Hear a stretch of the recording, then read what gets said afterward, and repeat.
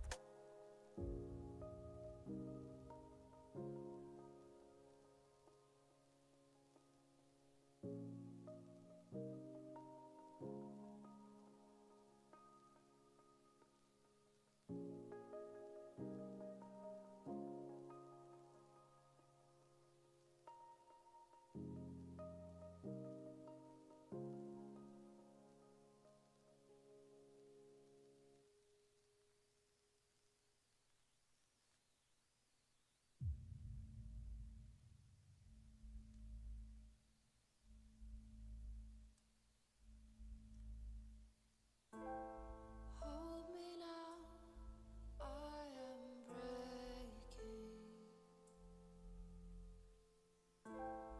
Eyes are raw and bones are aching. Unclench my fists for the last time today, and wish your face would fade away. All of the hours, all of the sleepless nights, all of the worry trapped under blinding lights, all of the faces blank as the room is bright. We take it out just to prove wrong from right, just to prove wrong from right.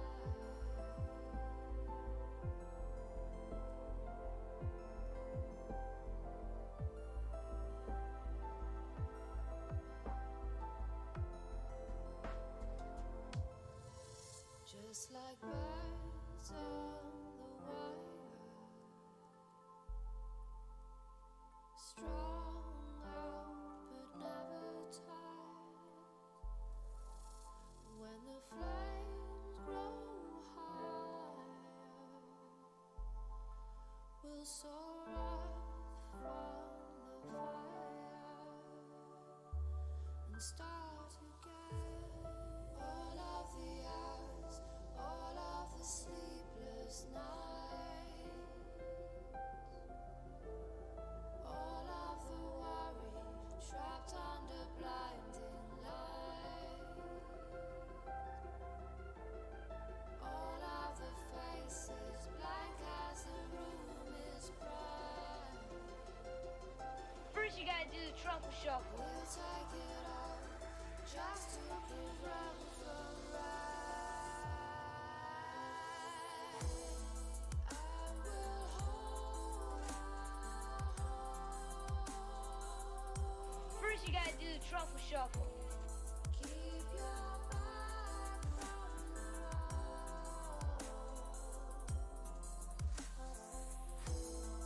I will set our sorrow till we know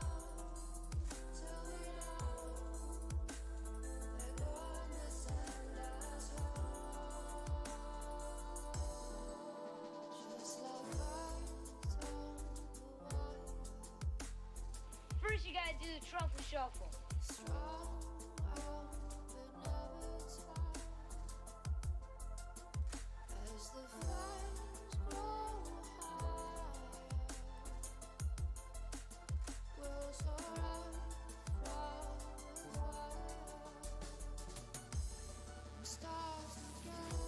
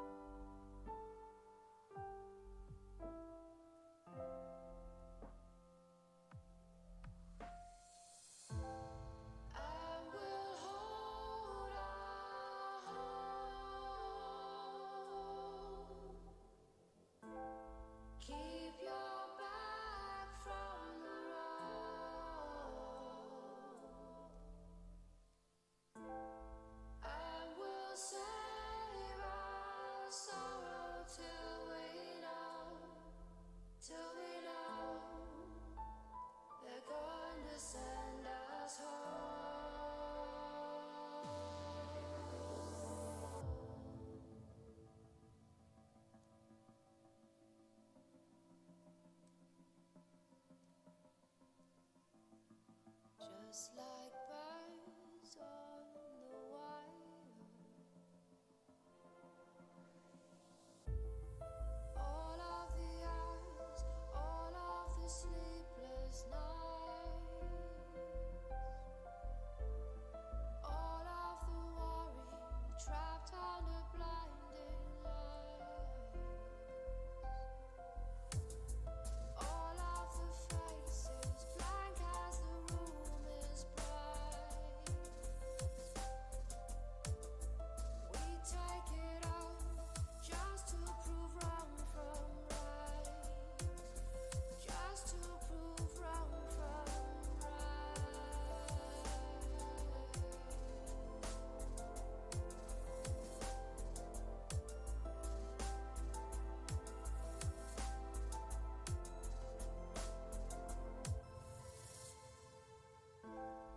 Hold me now, I am breaking.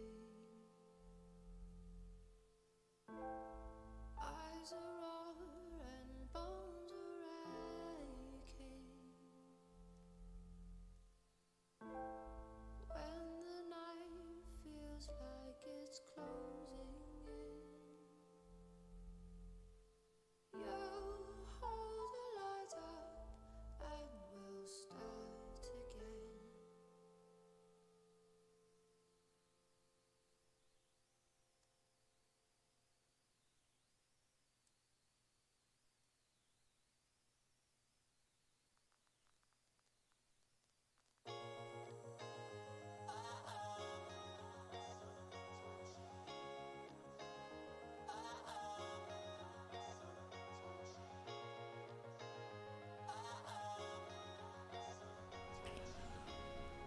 Okay, guys, I'm gonna go fill up my drink and we'll get started.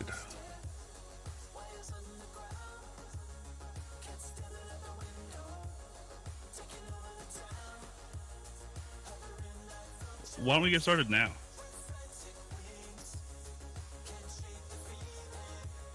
Nine minutes late, wow.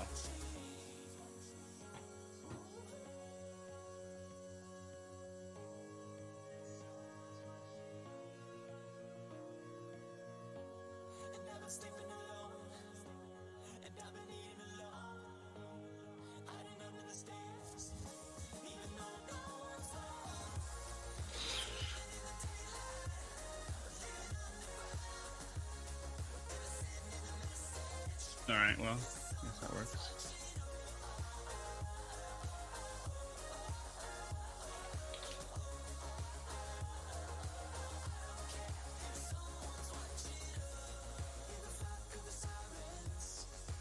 Wow. Wow. Wow. Wow. Wow. What's with your camera there, bud? Huh, bud? What do you mean? Oh, no, it's not loading on my end. Oh, it's loading on my end. Is it? Yeah. For fuck's sake. You want to lead the call and come back? Get things to work right. Turn your camera off, maybe turn it back on. Hold on. I ain't seen it yet. Hold on.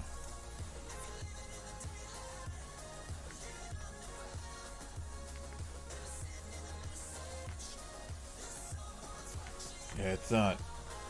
It's not picking up on my end. Hang on a minute. Okay. I just restarted my camera. Okay.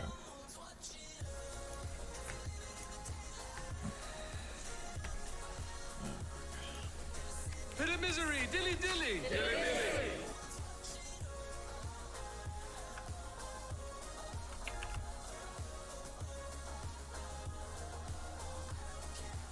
I've got it up for me. Right, so it's on for you now. So I gotta respond to a message real quick.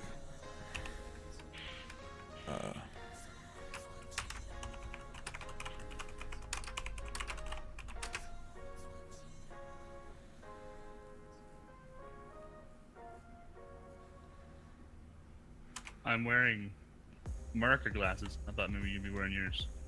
Why are we not on screen yet? I said, hold on, I'm messing with them. I'm doing a message. Sorry. Wow. I got messaged. By someone. Yes. Is the message, sorry, I can't make it? No. Oh my god, who the hell cares? Is the message, why are you doing this to me? No. Ready to start whenever. That's what I got. I thought we were starting with him at 10. Yeah. He was just saying he was ready. Whenever. Okay. As long as it's like 3 over there. Yeah, as long as it's like, you know, gonna be 3 over there in an hour, then we're good. Yeah. Okay, we're good then.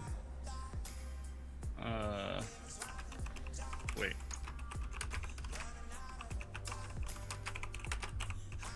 Yes. Okay.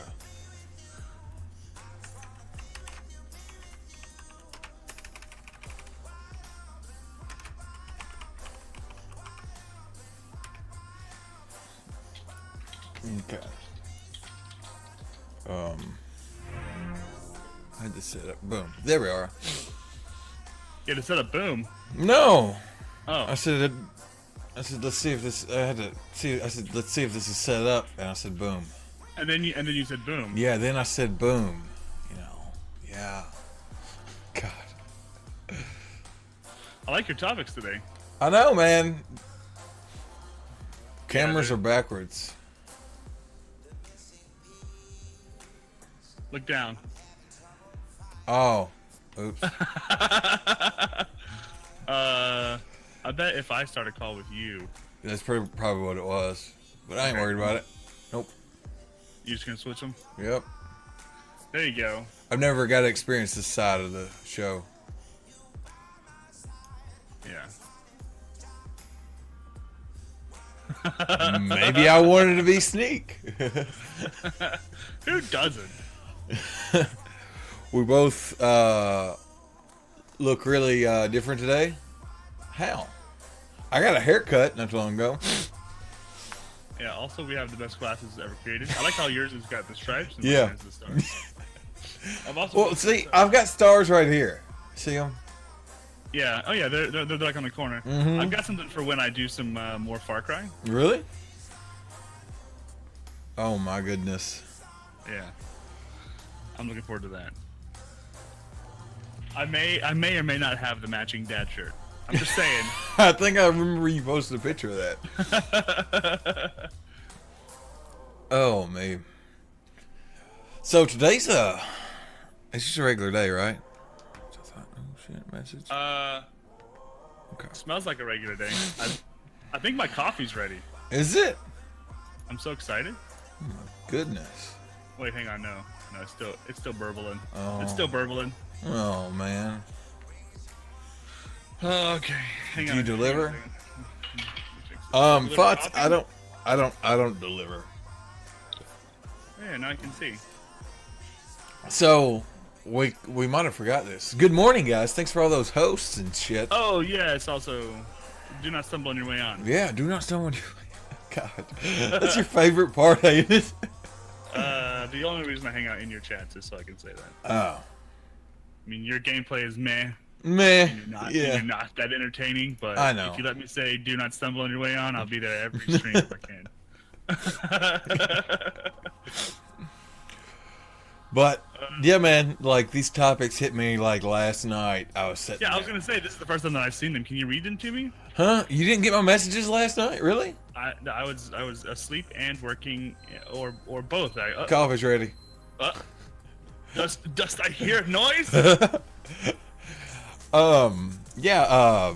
It's scheduling and peak times. Okay, I'll wait for you. You're gonna have to stop. Hang on. I'm gonna wait for you to get back, bud. Yeah, I'm gonna get some coffee.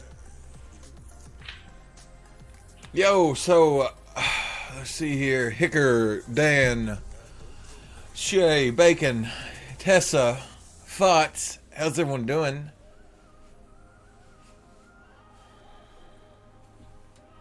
Good morning, guys. Good morning. I Okay, appreciate all the hosts, or the retweets. I guess everyone got that in the mod chat. Appreciate that, guys. My glasses are not fitting over my glasses like I thought they would.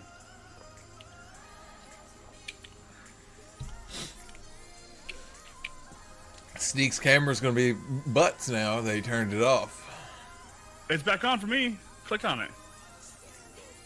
I even get that. Yeah, Hicker, because you're a mod in the mod chat, okay? I had to, like, reorganize my mods in here. Have you updated Discord? Huh? Have I updated Discord? Yeah, there's a green down arrow. If you go to the main page in the top right. Did you update that? Oh, yeah, the games and shit. Have you got that yet? Have y'all got There that? was one after that. Friends? I don't know. There was one after that where, like, you know you have it if you don't have it yet. If you still have that icon. I don't know. I got that games one where I don't know if they've rolled out yet. That one has. But do you have the green arrow? No, I don't have a damn green arrow. Okay, then you're good. My shit stays updated. Hey, Raven.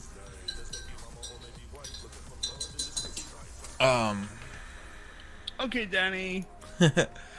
But so the topic, Sneak, for fuck's sake, scheduling and like peak times and stuff. Yeah. Which is- Scheduling in peak times. That's a good topic because that's what like, I thought. You know, Like when is the peak time? like, I mean, really, No, it's don't answer. I'm just saying like that's a yeah, good thing like, to, like you know, yeah. And then you got Guardian Con, of course. You know, Hey, you copied me. I did that one last time. did you? Oh, oops. Yeah. Making the connection, like, you know, with your chat and your community and everything else. And then to stick on the whole community thing, it was informing your community, like, you know, hey guys, you know, like, I might be running late. I've got this going on. Or, hey guys, you know, we're going to be doing this, you know, just kind of keeping them informed. And if there's any delays or anything comes up or anything like that. Or just telling them, hey guys, I appreciate the fuck out of you. I mean, I do that a lot. You know, I thought it'd be a good kind of thing to talk about. Hey, guess what? Sneak's finally hosting me. It didn't take him an hour. Oh my goodness. Nope, just 19 minutes. Making my stomach hurt. This much milk? This is my fourth glass. Your fourth First, glass you of gotta do the milk? truffle shuffle. Jesus, dude. Yeah. I put just enough Oh, in my infamous cereal. host. Appreciate that, if bro. I have cereal, Truffle shuffle. DC Denny with the host. Yeah, what's up, And I- DC Denny? and then I just use it to cook with. Yeah, see, that's why I usually have milk in there. It's just to, like, cook with and shit. But every now and again, I'll just get, like, you know, times where I just want to drink a glass of milk. You're you just know? like gurgling gallons of milk. Man. Yeah. Or, hey guys, Comcast cares, so no streams for a while. Exactly, Raven. Fucking Spectrum. Also, something that you don't have list that I want to say. What? You better pledge the future war cult this week, guys. I'm not even kidding.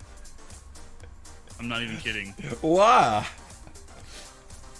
For the Sunshot Catalyst, I thought we all agreed on that. It was the first week was Graviton Lance, and now it's going to be Sunshot.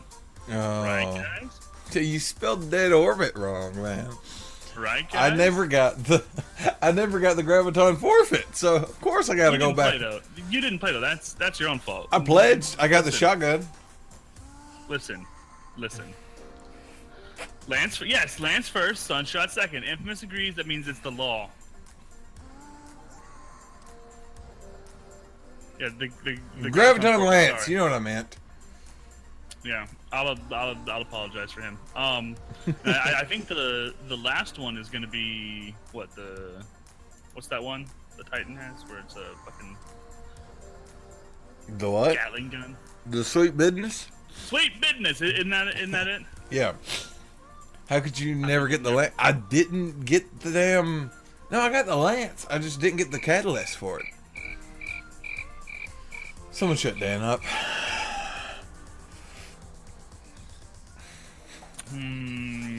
Get him, Infamous. You tell him.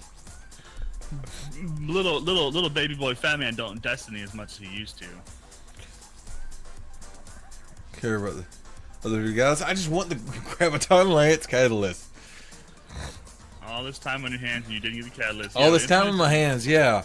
You know, we was doing crimes, okay? Last time it was around, I was doing Fallout and shit, you know? So, yeah. So you're saying excuses? A lot of games to play, man. Okay, excuses. That's fine. Oh, are we doing? I didn't realize we were doing that. What? There we go. How'd you do that? Ha! How'd you do that? About 3 hours of grinding to hit level 50? Damn. I guess I need to take the time this go around. It's really not that hard, especially if you got a friend with you. You can just you can just like mindlessly play Iron Banner. Any other way? I love Iron Banner. I mean, you can get the Graviton Lance anywhere, I think. How did you flip your fucking camera? Mission. Okay, so because I'm using Logitech, No, right, no. I've got Okay. a Logitech program. I'm pretty sure that you have something else for your camera. Yeah, I But got it's just all in that the- razor it's- shit. It's in the advanced settings. It says, you know, advanced settings, and it says mirrored. Yours is mirrored the wrong way, so that's why I mirrored mine the wrong way. Mine was right. Oh. But I'm just gonna make it change depending on which side of the screen you put me on. I just always look this way. We Yeah, went well, to now- Titan, did public event, then lost sector. Non-stop, just public event, lost sectors. Yeah. Non-stop. Non-stop. Oh, non-stop. Okay. None. Stop. Non-stop. That's what he's saying. I see. Easy peasy. Yeah, that's right. Easily peasily. Chicken greasily. See, thank you, Tesla. Thank you, Tessa, for making Fat Man feel okay for his mediocrity. Right. You are going to work right now. Fat Man's not working right now. He's doing too many crimes. That's why. Look, I even said last night, I said, okay, I can't do very many crimes tonight. Sure enough, I got off like an hour earlier than what I would have done if I stayed up. And I didn't go to bed until like 3 in the morning. I'm fine. We could have had a phone call and everything, Sneak, but you wasn't messaging me back, so I didn't know what your deal was. I was like, up, Sneak's mad at me. What time did you message me? Like midnight your time? Yeah, I didn't get up till 2:30. But then I was like Got off work at throwing out. 6:30. Then I Took was a nap throwing at out 8:30. topics all the way, you know, till a good 4:30 your time. Uh-huh. Still haven't been to bed. I was sitting there thinking, I'm like, you know, I could like just stay up. I'll call Sneak. He'll keep me awake. He won't let me, you know, go to sleep. We'll be fine. I mean, if you would have called me, then I would have gotten the message. But I have my data turned off right now because my sister-in-law is finding ways to use 9.5 gigs every month. And God. I only get like half a gig when she's done with it. So, yeah. I tell her to like piss the freak off. I mean, she's in a certain situation, you know. Oh, I yeah. don't want it to sound like I'm making excuses for her, but she is in a place where she could probably use as much outside communication as she can get. And I don't want to take her phone. Ah, gotcha. Yo, what's up, low key? Fighting to stay awake. Well, Hickory. Slept a few hours on Monday. Yo, I think this last weekend, probably since last Double Trouble to now, I've gotten a total of like 20 hours of sleep, maybe. Man, Maybe. I think from like Saturday till I guess not today because you know I didn't get that much sleep. But from Saturday to like yesterday, I'm pretty sure I slept like 12 hours each night. Okay, let me just say. 12 hours, huh? Yeah, because I don't know what it is. Because for one, it's been like storming here. Okay, so and I just sleep like a baby whenever it's storming. Oh, dude, it was storming here last night too, as well. I've used 116 gigabytes of data because it makes. I bet, Raven. Yo, guys, real quick, I just want to say, Mr. Stevo TV over on Twitch I seen that. just hit their goal. Yeah. For their Guardian Con charity event, which I believe was $3,000. I'm about to go check. Wednesday. I'm about to It's go only check. Wednesday. I don't remember exactly what the goal was. but- I don't know. Right now it's showing their second goal. I mean, I guess it was 500. Okay, because the second goal, or it's now to, I don't know. Like it's showing $517 raised, and the goal is 750, but the bar is blue. I think it was 500 first, and the bar is blue now because he's raised it. Either way, GG to that guy for making a difference. Look, I'm telling them we're saying congrats. If you want to go over there and say Dub Trub says congrats. Let's do this 500. Okay. Boom. I resubbed and said Dub Trub says congrats, son. Nice.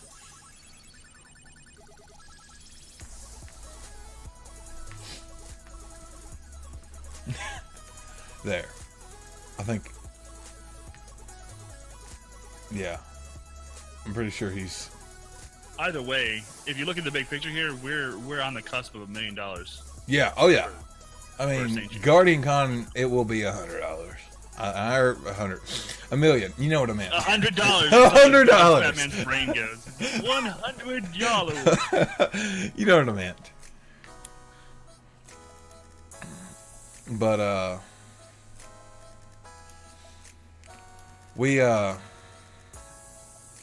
so Luda did not get the memo about Dub Trub starting an hour early today. That's okay. Yeah. I'll let him have his day. Yep.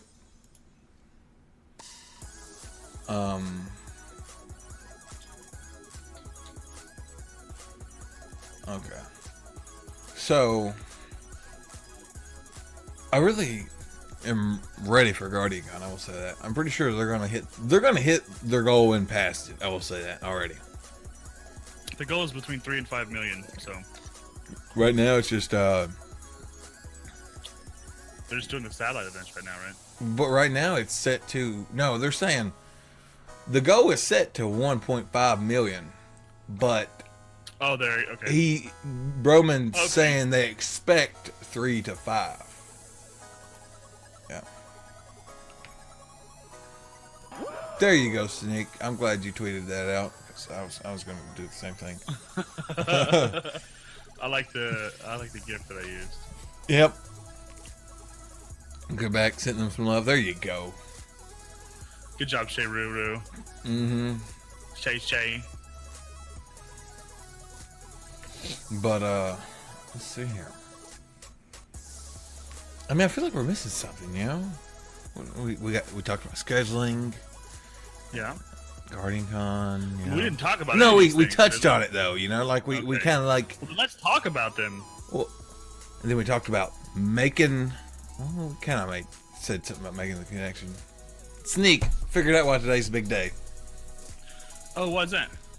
Because we're talking about informing your community, duh.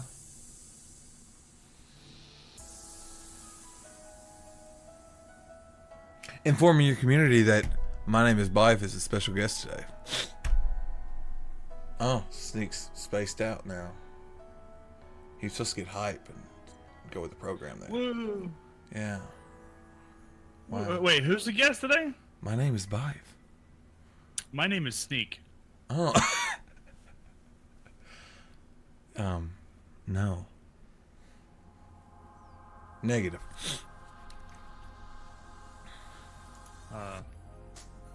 I'm already here. I'm just saying. Wow, Sneak. Put a lot of work into this, and this is the reaction I get from you, Sneak. Love you too.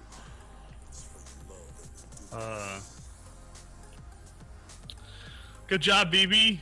Oh, there we go. I feel so much happier now. I'm just mesmerized by your room lights. Uh-huh. I keep staring like Uh-huh. like wishing for the day that they line up colors, you know? You want to know something? Watch this. Alexa, lights white. Okay. Can you do it with lights green? Alexa, lights green. Okay. That's where they fuck up. That's where they fuck up.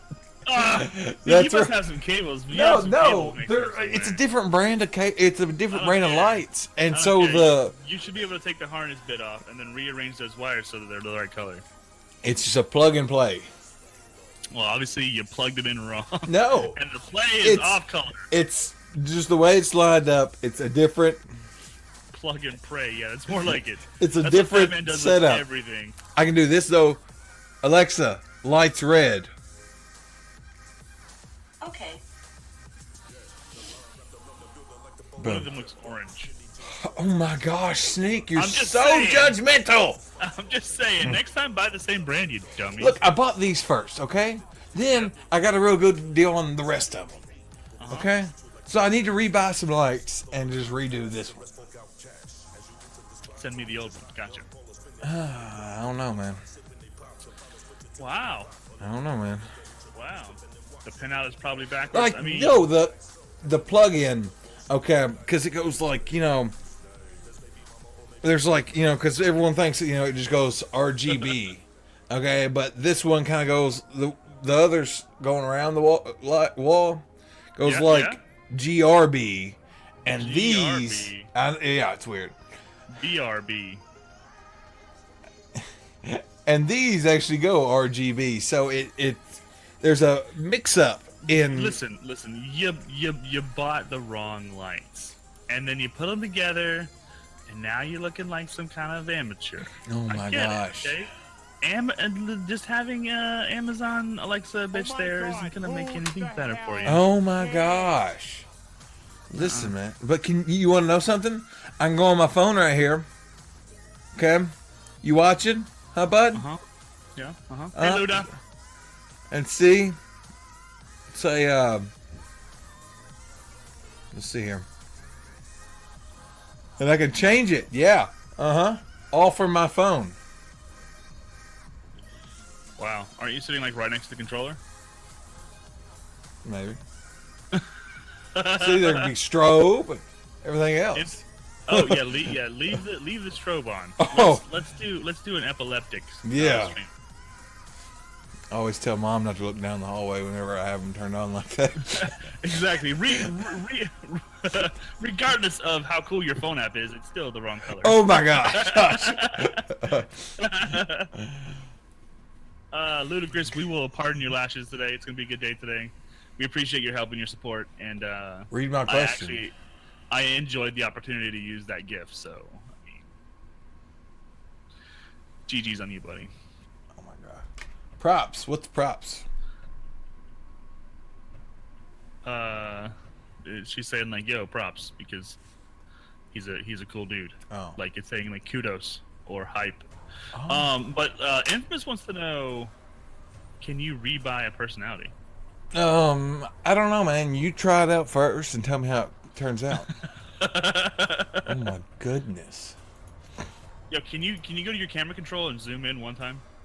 Zoom in one time. Twice, maybe? I'm just wondering. Never mind, dude. Never mind. You don't. You can just look like a tiny little dude sitting in this little big old room. They're selling them on eBay for $49.99. Personalities. You hear that, Fat Man? What? Personalities are on sale on eBay for $50. Oh, is that right? You should pick up a couple of them. That better? That better? It ain't my fault you have your camera zoomed in where your No, hat's dude, I'm coming like- off the screen. Normally I'm like, probably 4 feet away from my green screen, but this shit's like right here, like. Yeah, so like my camera's like, 5 feet from my green screen. Mm-hmm.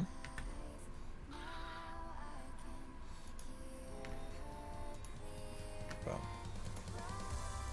That better? Yeah. Thank yeah. you, Shay. You don't have the props command? I don't have a props command. I don't understand what that is. Why? Well, like, is that something you get a shout out? No, yeah, Night Hawk has a props command. And that's his Twitch shout out. I don't have a props command. What's a Twitch? I've forgotten about it already. Oh, Man. Yo, what's up, Rocket Man? Night Orc. Yeah, there you go, Luda. Night Orc. Yeah, we should have done that. Does the same thing, but it's, yeah.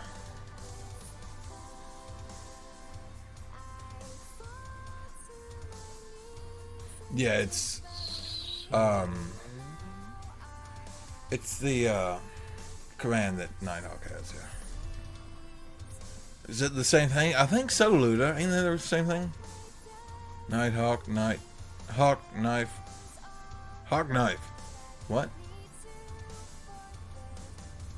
Sneak, what do you Hawk like? Knife. You kind of like... Fortnite? You're like... Dude, you're gazing off into the sunset.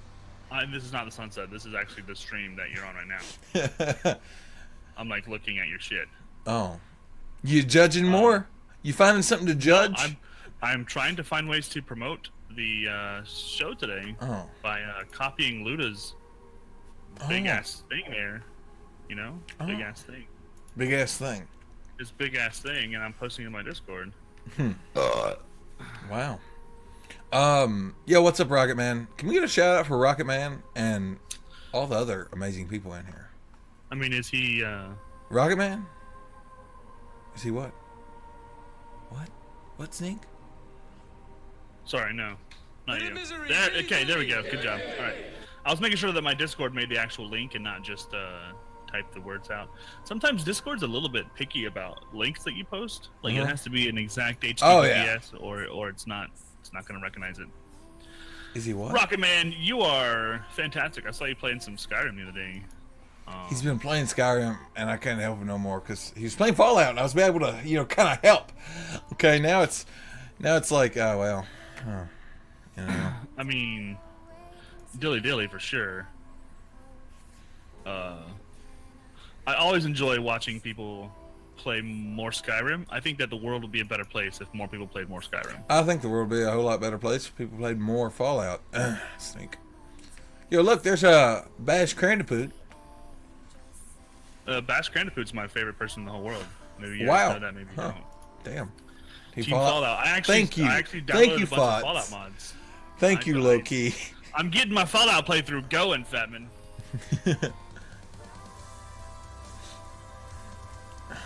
I mean, I've got my Skyrim playthrough going, too.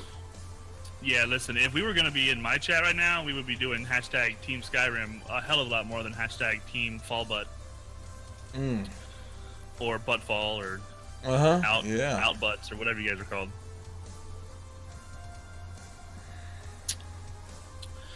Yeah. But, yeah, sure. Nuh-uh. Sure. Nuh-uh. Outbutts. Yes, that's what it's called. Outbutts. Outbutts. I don't know, Butts. man. How about Team G2? Diablo 2, love it. Oh, yeah. No, I never played Diablo 2. Is that a good game? I have no clue. But you had to pull like one of those Sev moments because every time someone would say D2, he would just be like, "Oh, Diablo 2, yeah." Diablo 2 was a good game. Yeah, it was. I've been playing Diablo 3 a ton lately. Diablo 3 is, I enjoy it. Yeah. So Sheru nailed it on the head. We've had this discussion before, and he's always right. But Dragons. No. Yeah, Hush, yeah, Sheru. Yeah. Listen, Linda. And listen here, Bash Crandipoot. Stormcloaks versus Buckethead Storm. No, listen. No one asked you, Bash. Yeah, we did. No, we didn't. No. You keep coming with the truth, so Fat Man will finally hear it. No. No. I appreciate you guys. And Dragon's always trying to kill me. Exactly, I love killing right. Dragon. I love killing me and Dragon. No, you don't, Finish Skyrim. Infamous. You need to play Fallout. How does one finish a Skyrim? Mm-hmm. Personally, for me, it's finished when I'm done playing the character. When I'm just done playing it, and it's not actually finished, I just kind of stop playing it. I mean, you could have went around and done everything. No, it'd probably be, yeah. Main quest line finish. Yeah, Sneak. For fuck's sake. I mean, you could like main questline finish. At least Fallout people ain't stuck up. 20 levels. Yeah. What? What? Stuck up Skyrim player. Stuck up. I'm joking. Love you. Too short up, buddy. Too short up. What? Mom and Dad fight like this.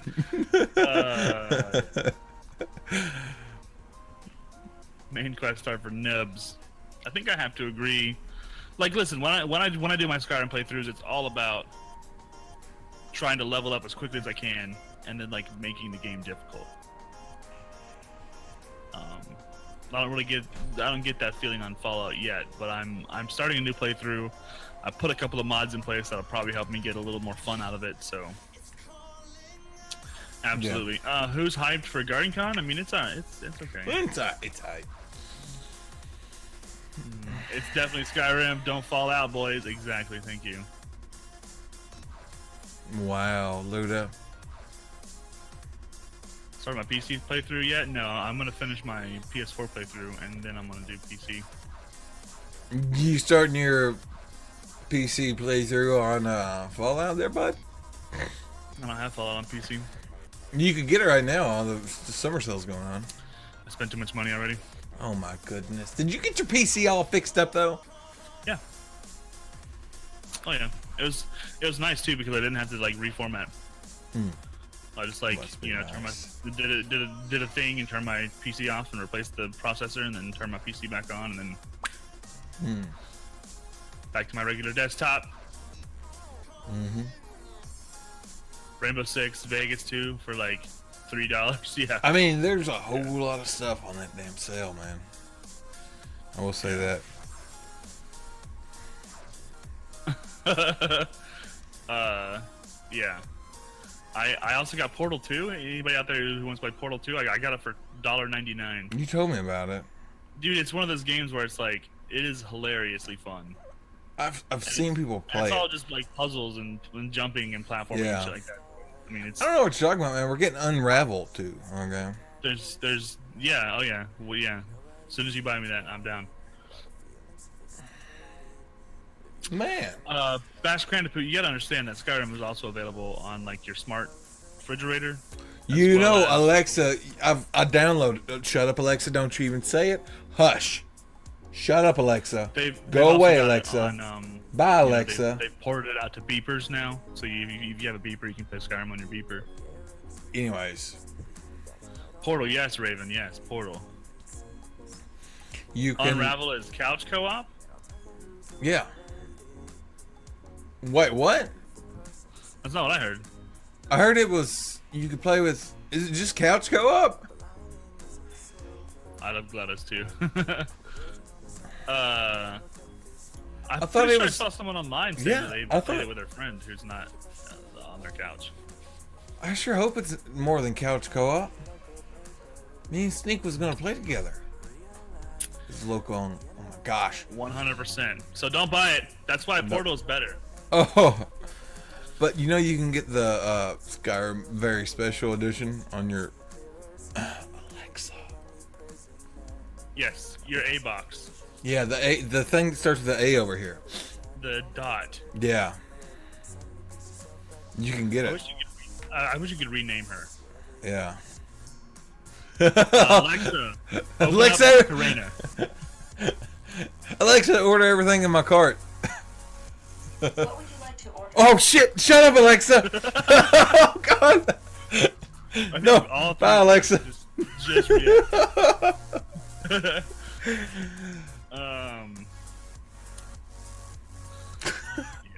I'm worried she's gonna start playing the Macarena, but she didn't hear me very well. So, Hold on. Alexa, play the Macarena. Rock You All Around the World. Recorded at Kemper Arena in Kansas City by Judas Priest from Spotify.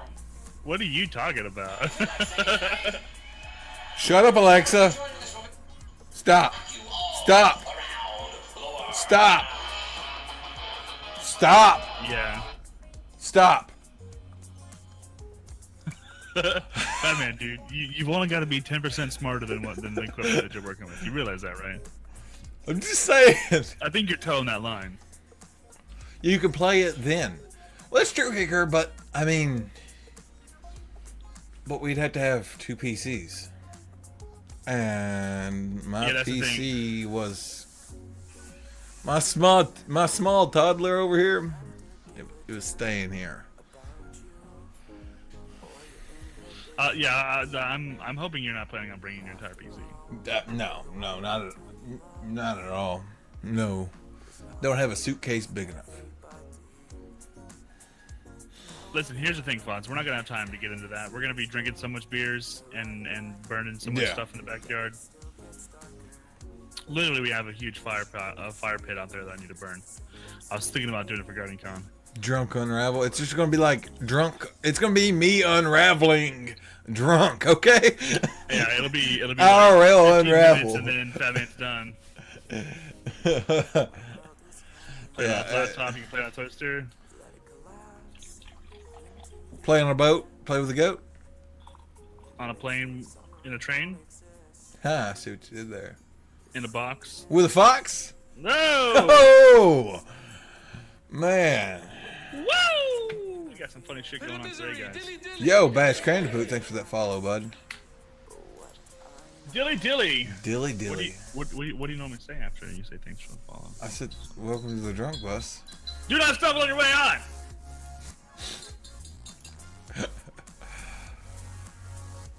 With the fots. Oh. Ooh. I see what you did there. How punny of you, sir. Guys, I'm super excited for our guest here. I am too. We're almost there. I mean, he's ready. You want to get him going now? I mean, I'm digging you down for whatever you got to do. He's got the time constraint, so. Yeah, I mean, we got him till 11 your time. Which is an hour and 12 minutes. Yes. Okay, well. Where's my Destiny headset? Gave it to my brother. First, you gotta do the truffle Raven, shuffle. thanks for that host. Let's see if he's... I You mean, gotta do the truffle shuffle. I gotta talk to that guy about his tweets. They're starting to kill me. Kill it with the host. Loot it with the First, host. you gotta do the truffle. Kill a Luda, everyone! Don't forget to host, guys. Okay. You, I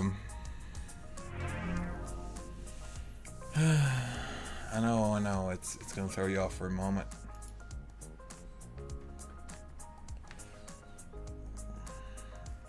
So we have to go here.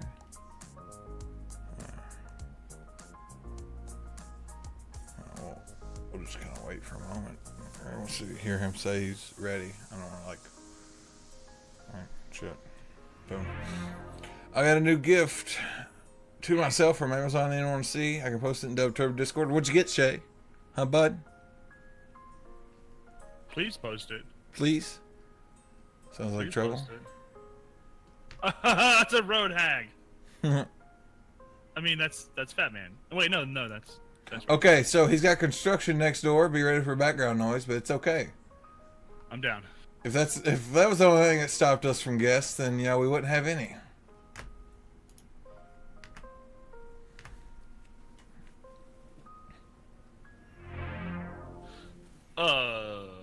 Hello? Come on, Fat Man, do the thing. It's It's doing the thing. we're loading. Something's wrong with your Discord, man. It's been messed up.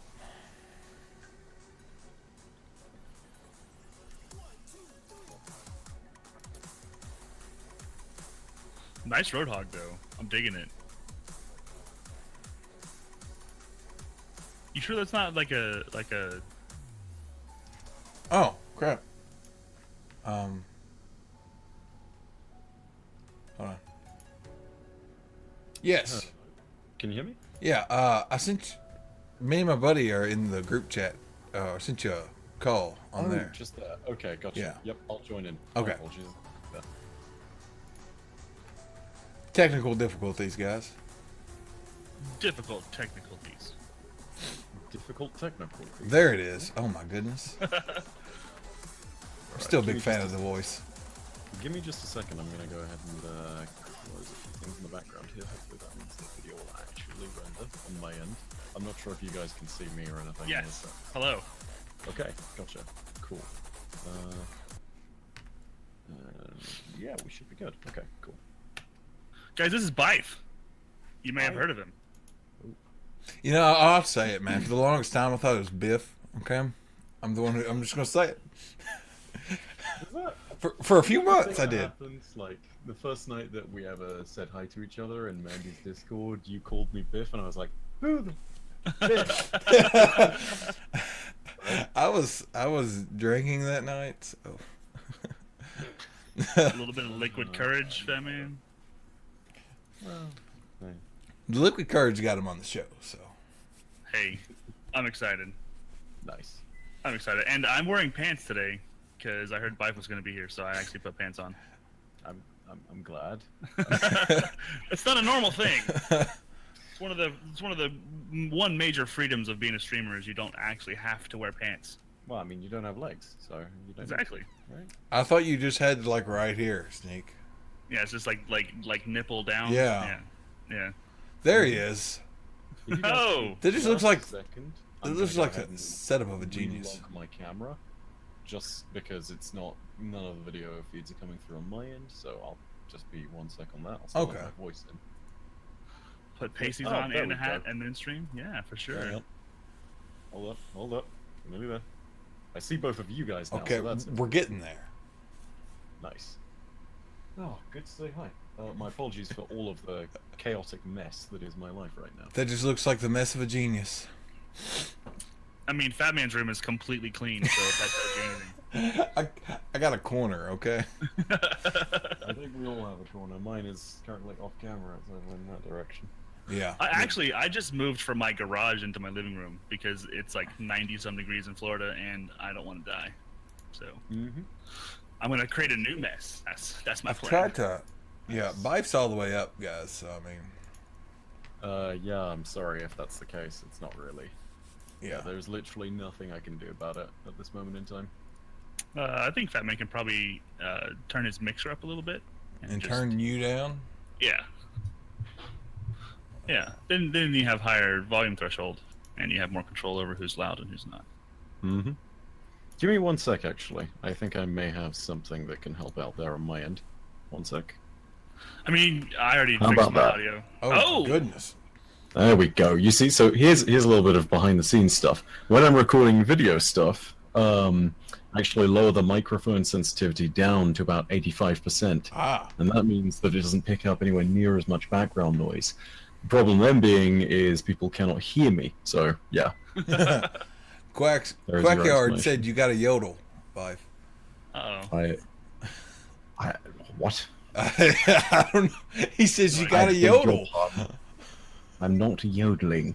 There's many things you can convince me to do, but yodeling is one of them. I mean, that's like Fat Man. That's like the song of his people right there. Oh, What do you mean it's the song of... What? Oh, sorry. I This meant is news to yokel. me. Yokel. That's different. Yokel. It's very, very different. It's, Also, how dare you call out what my culture may actually be? Ah. Nah, in all fairness, like that's up north. You're thinking sort of Yorkshire at that point. See? Mm-hmm. So you're slightly correct. I'll give you that one. Yeah. well, Right. So, dude, welcome to the show. Thanks for being Yeah, a part I of was it. We just about appreciate to your say time. Thank you for inviting me, and yeah, my apologies for the. Again, I should give this disclaimer to anybody who's watching. At current, next door to me, there is construction literally going on the wall in that direction, that way. So yeah, it is literally right up against it. If there is loud banging, my apologies. That is entirely something I cannot control. So yeah. That's okay. I've got kids making breakfast in the background, and I think Fat Man's got a dog hanging out in his room. So my dog's below. hopefully, all of our background noises will combine into a beautiful symphony. It's just not picking it up, I think. Fingers crossed. Snake. Yeah. It's picking it up on my end. Is That's it? crazy. Yeah. It's not picking up your camera Yeah. on my end. Damn it. And you're the one Yeah, who's no, just- broadcasting, so Discord takes a little moment to load things. I don't know what's going on. My camera only just appeared on my end, and I had to close and relog the camera to get like your feeds up for me. So yeah, Yeah. now I can see your faces, but before that it was just. Well, we got a black Alright, screen we'll with do the that. Bife. Didn't you guys know he's a YouTuber, okay? He's not a person, he's just a voice. they turn the lights out. I mean, that's just Fat Man. I think Fat Man broke the internet. Listen, Well, dude, it has to damn. go to space and then come back. Give it a second. He's over across the pond, guys. It Bit of takes it misery, longer. dilly dilly. So honestly, dude, like one of the things we always talk to our guests about is your origin story, like how you got started creating content. Mm-hmm. Um, Yeah, and just everything with regards to that. Before we do that, though, real quick, do you mind if I pull up the stream with this, or is this being recorded in post, or? Oh no, it's all here on Mixer.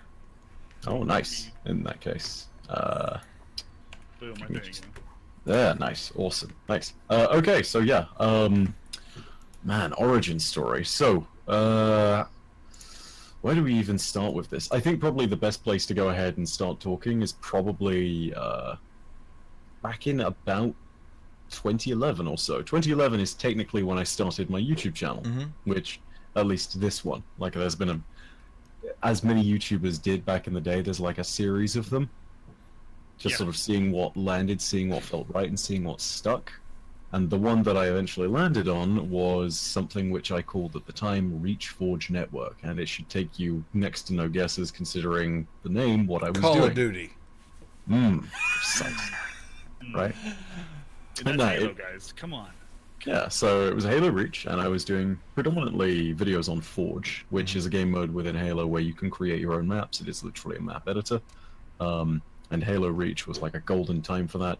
I established myself with the help of a few friends here and there, and I gained about 2,000 or so subscribers. When that continued onwards, it was really quite an amazing moment because I had the most beneficial experience I could possibly have had, which was that my channel died. Right? Through no fault of my own, through no fault of anyone's, simply because of the fact that I realized I was tied to a game and that game stopped being popular. Halo Reach died. Halo 4 came along and Forge was nothing like it used to be. So, Okay. not good. Terrible, I in think fact. there's a lot of streamers out there, especially people that I know, who kind of felt the same kind of burn with Destiny 1. Precisely, right? Towards the end of Destiny 1, you know, a lot of people whose channels were all based around Destiny streams ended up like, what What's going on? Things aren't getting views anymore. This isn't good. Yeah. I guess I'm not really having fun playing this game either, guys. So yeah, that happened. And, you know, the channel died, but that was actually fine because at the time being, I was a very young dude. Back in 2012, I was about 17, 18, and I was just starting the series of exams in the UK known as A-levels, and when A-levels go on, that's basically code for saying, hey, you've got to knuckle down for the next 2 years because these exams determine whether you get into universities or not. Yeah, So- I think the equivalent would be SATs. Okay. Yes. Basically, you're looking at your SATs. Okay. And so, you know, I did that. One day, bored revising, checked the internet as I did. This is Bit of February misery, dilly 2013. dilly. And suddenly, Destiny trailer. First ever Destiny trailer. And I rewatched that about 7 or so times, and then all of a sudden I said to myself, oh my god, revelation, I'm not a Halo fan.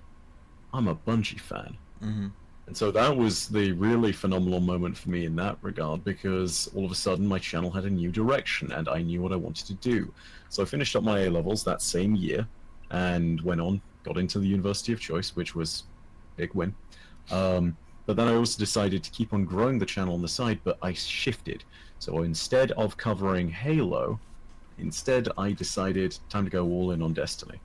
And that worked, and I became part of the proto-Destiny community. Because back in the day, you had maybe 6 or 7 different like key players within the Destiny community. You had Right, yeah.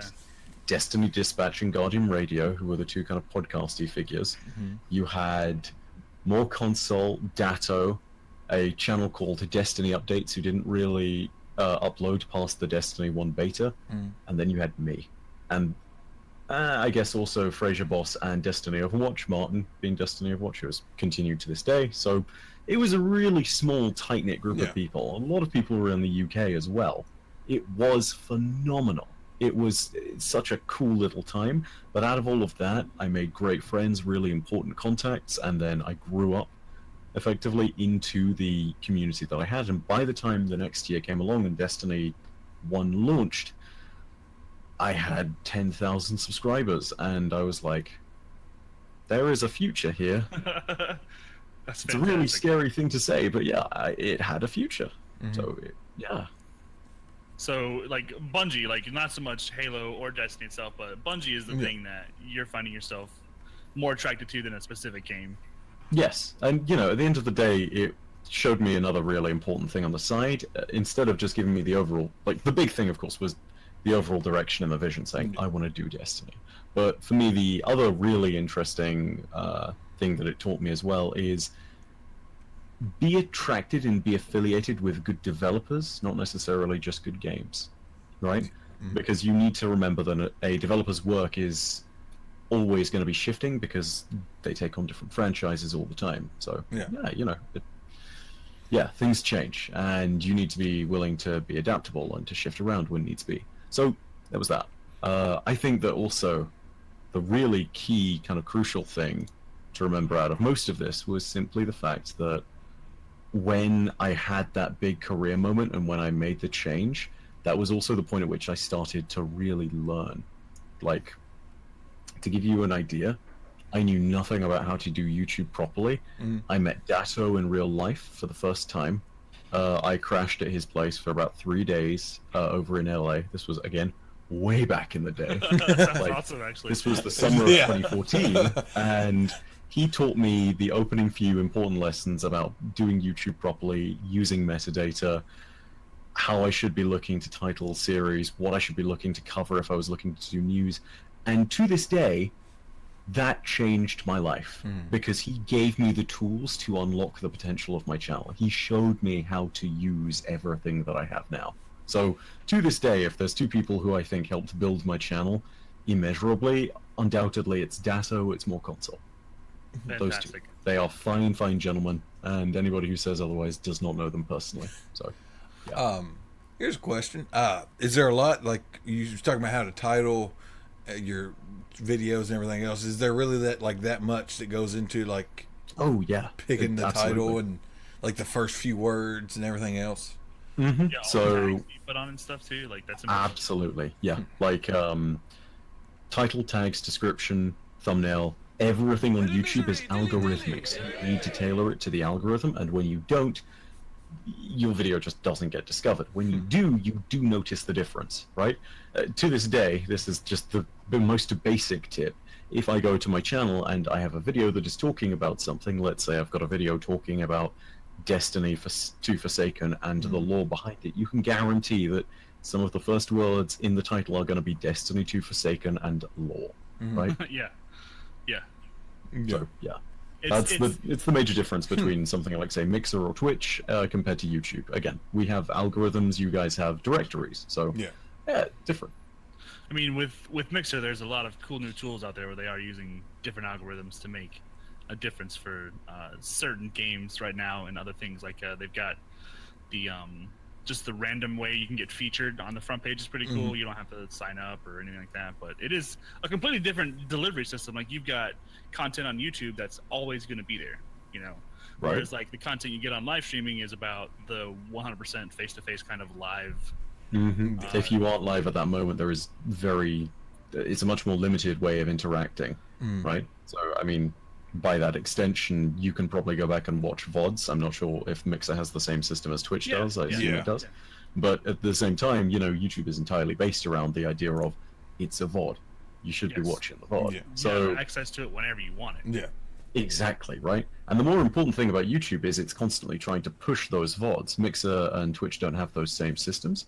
So that means that different kinds of content can flourish. I think part of the reason why I don't, and I tried streaming, I should go ahead and say, as a disclaimer to this, the reason I don't stream anymore, but the reason I still do YouTube is because it fits me naturally as a person, and it fits the kind of content that I create.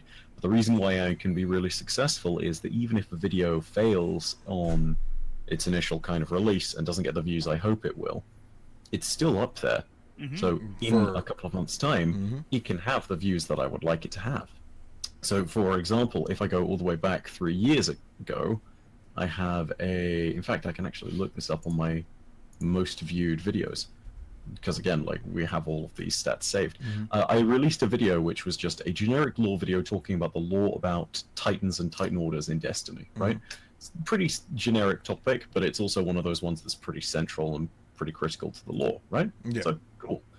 got like 30,000 views at launch, which was at the time being and would still be a bit disappointing, a bit underwhelming. And I was happy to let it sit there because I knew that as time went on, naturally, it would build, it would grow, it would get Actually, more views. Right? I think I watched that sometime in the last 6 months, actually, because I've been playing a lot more Titan, and I wanted to know, like, hey, what's going on with these guys? And, What's happening here? What am I thinking of? What's the culture behind all this, right? Because again, Quadrant Demonstrandum, it is something that will be perpetually relevant with regards to what I cover, which is mainly lore, right? Yes. And so I'm trying to look this up in my video feed to see how many it has now. But yeah, that just gives you a vague idea of the kind of strategy behind it. So yeah, here I go. Titans and Titan Orders. It is 199,920 views. So almost basically at 200,000. So it can 20 more grow. views, guys. And that's what's so crazy is we're gonna get into a little bit more detail here, but you know when I'm streaming and I'm like, yo, this stream feels really good and I'm having a really good time, and like, you know, this is one of my favorite streams, or you know, anything like that, like once it's over, then you lose that. You kind of leave that in the stream, and then you know the only way to gather that would be to download your VOD or whatever. But even then, it's like I can kind of always tell a difference between a video that was like produced, you know, something that like someone spent a whole lot of time on, versus a video that's just clips from a live stream. I mean, there's a different kind of energy. Yeah. I mean, aside from anything else, you know, one is disjointed, one potentially has the camera still there on the overlay from Twitch, you have everything going on in the background, you'll have constant cuts and edits, whereas if you're looking at something which is, say, something that Jez produces, for example, which you could consider as similar content, there are elements of it that continuously flow, so it's not necessarily cutting over the music, for example. It is always taking gameplay from something that you can tell is in the continuous segment, whereas in a stream you could see clips jump between each other with 20 minutes worth of time difference. So yeah, I mean, it's little things like that. I am both of us here, we're very big listeners to the Broman podcast, and I was listening to your segment on there. Huge fan of the Broman podcast, dude. I had a re-listen to it last night. You mentioned on that well, I'm just gonna ask you as a question for him, and I just kind of want to maybe reiterate that because it kind of blew my mind. Like right now, you know, if you're putting out a video, right? How long do you work on that video? At the moment, if it is a 10-minute video or longer, which is basically 100% of my content nowadays, I will be spending 2 days roughly making that video, involving all the different processes. So that involves scripting, that involves edits, that involves capturing footage, that involves researching the lore behind what I'm potentially talking about, that involves everything to do with the process of actually letting the machine render and upload what I'm doing, that involves all the background social media stuff. So yeah, that is the whole process. That also fits into the typical kind of like 10 to 12 hour workday that I'm trying to run with at this moment in time. So yeah, that's the process behind it. I think that's I mentioned it. I don't think people realize that. Yeah, people like this is the other thing, right? Like if ever you wonder why myself, why Datto, why so many people don't do daily content, it's because we are probably doing stuff in the background that is integral to creating that content, whether it is preparing ourselves in game so we can actually get to the stuff we're trying to talk about. So for example, Datto might want to do the DPS tests within a raid for a DPS video. Or on my end, I might need to reread a few Grimoire cards here and there just to double check. Right. You know, all of that stuff that we're doing to prep, that can take a lot more time than people realize. And again, I think I already said this on the Broman podcast, but there's a really good stat, which is that for edited content that has clearly taken research or there's been a lot of effort in the edit, the cool stat that you can practically use as a go-to is that for every minute of content, there's been an hour of work behind the scenes. That's what I was hoping for. For every minute of work is an hour behind the scenes. Yeah, which I think is a super crucial thing to use, especially when you consider that, like for me, that doesn't necessarily work as much, partly because of the fact that when you're looking at some of the content I do, the time like split for things is different. Normally what that's taking into account as well is the fact that render times take ages on some machines. I have underneath the desk here what I lovingly refer to as Turing, which is also the inside joke is that it's a war mind. This thing can render 4K videos quickly, but the whole point of that is so I can keep up, right? So yeah, that's what is keeping everything there. But again, you've got to consider for your average PC, rendering a 1080p video is going to take some time.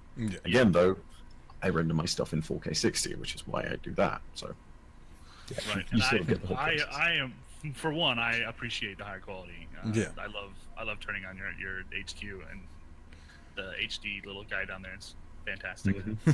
Feels good, right? Absolutely. We got a question from chat here. Yeah. For one, Jebby absolutely. says, thank you for the lore. I love all the videos and helps me learn more. But Shayru wants to know, he's a bit of a business related question, but firstly, are your vids monetized? Also, with your kind of content, are you in a position to grab attention of brands, or is it a different type of content? So for start, yeah, absolutely legitimate questions. I'm glad someone is coming to business, because if someone's looking to be, to get into YouTube generally, it's the most important questions to ask.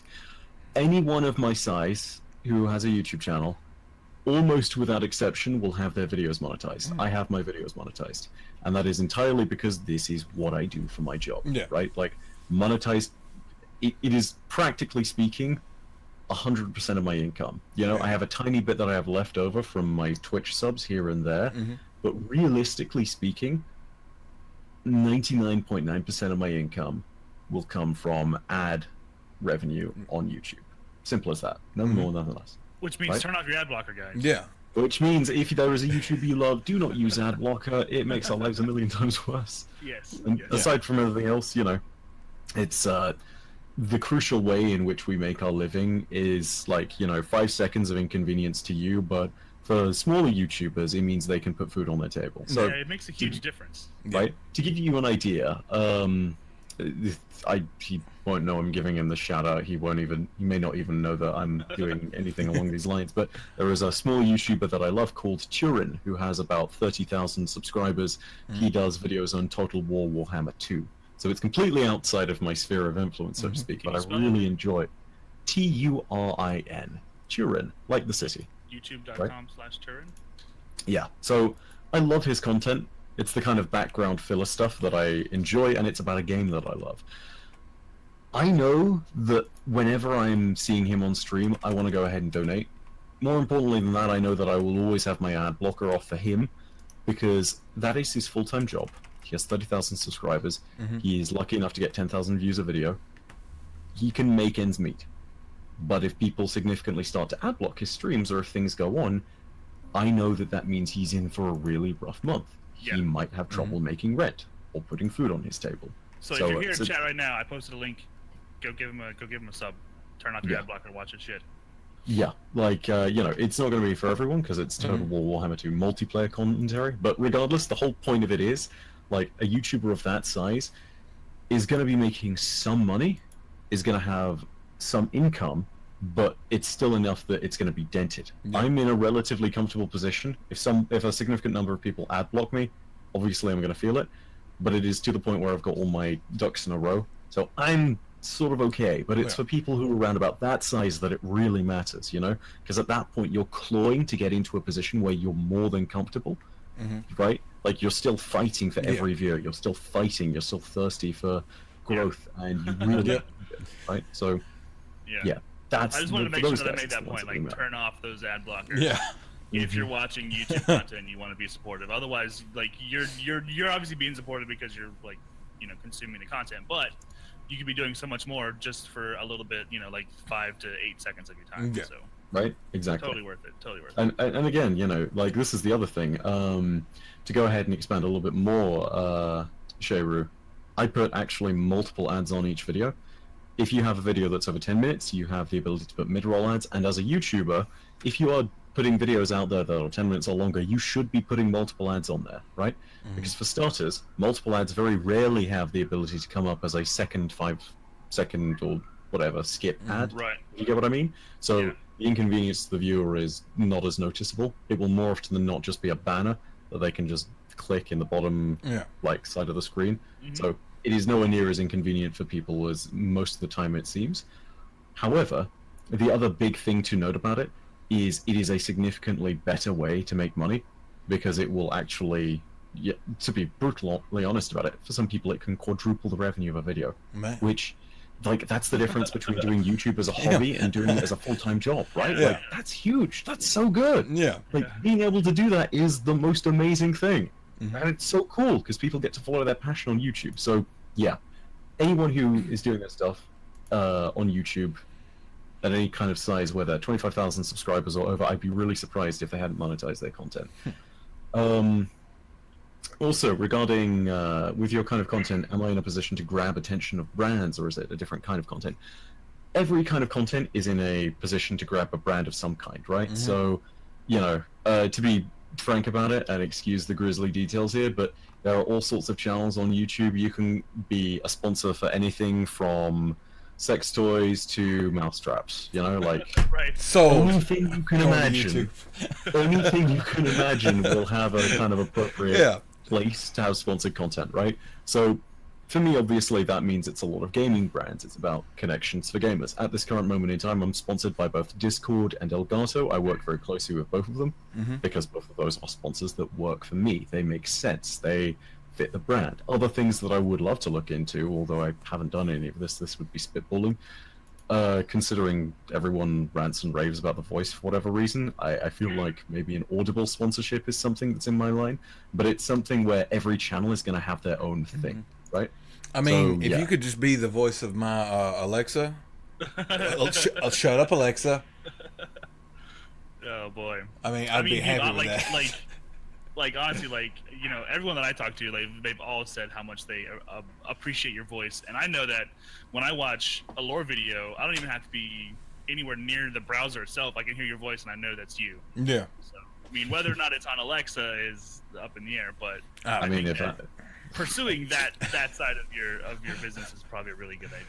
You've If got my Amazon blessing, wants- at least. That's what I'm saying. you know, if Amazon wants to pay me $1.5 million to voice an Alexa, then yeah, sure, I'll do it. That's fine by me. Someone clip that. Yep. You have your offer now, Amazon. Negotiating table is open. Let's do it. Sheru says, are the banner ads better because it's less likely to put someone off watching a vid, where, as opposed to an actual vid ad coming on? So here's the thing, right? I don't think that there's a big difference. I also say that partly because I think my content very actively avoids a kind of stigma of being overly clickbaity, right? Like, if you are one of those people that puts their thumbnails out there and it seems very obviously clickbaity, that is one of those moments where all of a sudden it matters a whole lot more, right? Like, it even tells you when you enable longer ads that enabling them may increase viewer abandonment. So I think that's a really important point to make, is that whenever you're putting this stuff out there, if you're throwing ads on your videos of any kind, I think it's really important to note that you've got to be respectful of the viewer regardless of what happens, right? So this is my basic contract. I say contract. This is the kind of tacit, unspoken contract that I feel I have with my viewers. Okay. I put all kinds of ads on my video, right? Like, I have YouTube gives me a bunch of options, and I say, yeah, do them all because this is my job. However, for watching my videos, for getting this free content, I will make it so that you are getting a perceivable amount of quality out of this, so that every time I upload, you know that it is going to be a video that is worth your 10 to 15 minutes to watch. Yeah. And for that, you will get an unswerving amount of resolute quality that comes out of every single video, right? Like, I'm never going to make sure that something is a little bit lower in quality. I'm never going to go ahead and extend a video by like 30 seconds just so I can creep over the ad mark, right? Like, if it's an 8.5 minute video and if it's really good quality, I'm uploading that. If it took me 22 minutes to explain a really in-depth theory, I'm going to upload that, and I'm going to make sure that everything is high quality. But as a result, the only thing I ask is that for free, you respect that it is a job, it is how I make my living, and that, you know, you just go ahead and wait for 5 seconds and allow 5 seconds of your day to improve my life and to make it so that I can continue to do this, because at the end of the day, that's why I'm able to do this, right? Like, I'm not doing a normal office job because I'm here at home able to talk to you guys, and this is a part of like everything I do now, right? Like, yeah, it's incredible that I get to do that. But Absolutely. There's people in chat. They're saying they want you to be the voice of the new Ghost. you know, it's not the first time that's been said. That's been going on for years. People have said "Bye for Ghost, bye for Speaker." So it's Wow. Let's. again, the offer is there, Bungie, if you want to have me voiced. But I also see like the immediate problem with like, you know, giving a voice thing to a community member. So no pressure. Bacon wants to know if you plan on doing any more of the "That sounds like you" problem. Sounds like Yes, yeah. absolutely. So there's going to be one that comes out next week. It's already been done. Dan is going to do some more sound mastering on that, and that's literally it.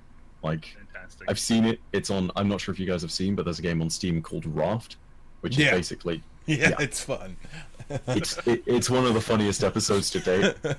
I love some of the edits he's done. Dan is very talented. I'm really, really pleased to see this. There will be a bit of a break for that, if only because of the fact that I won't be able to record as much content while Guardian Con is going on.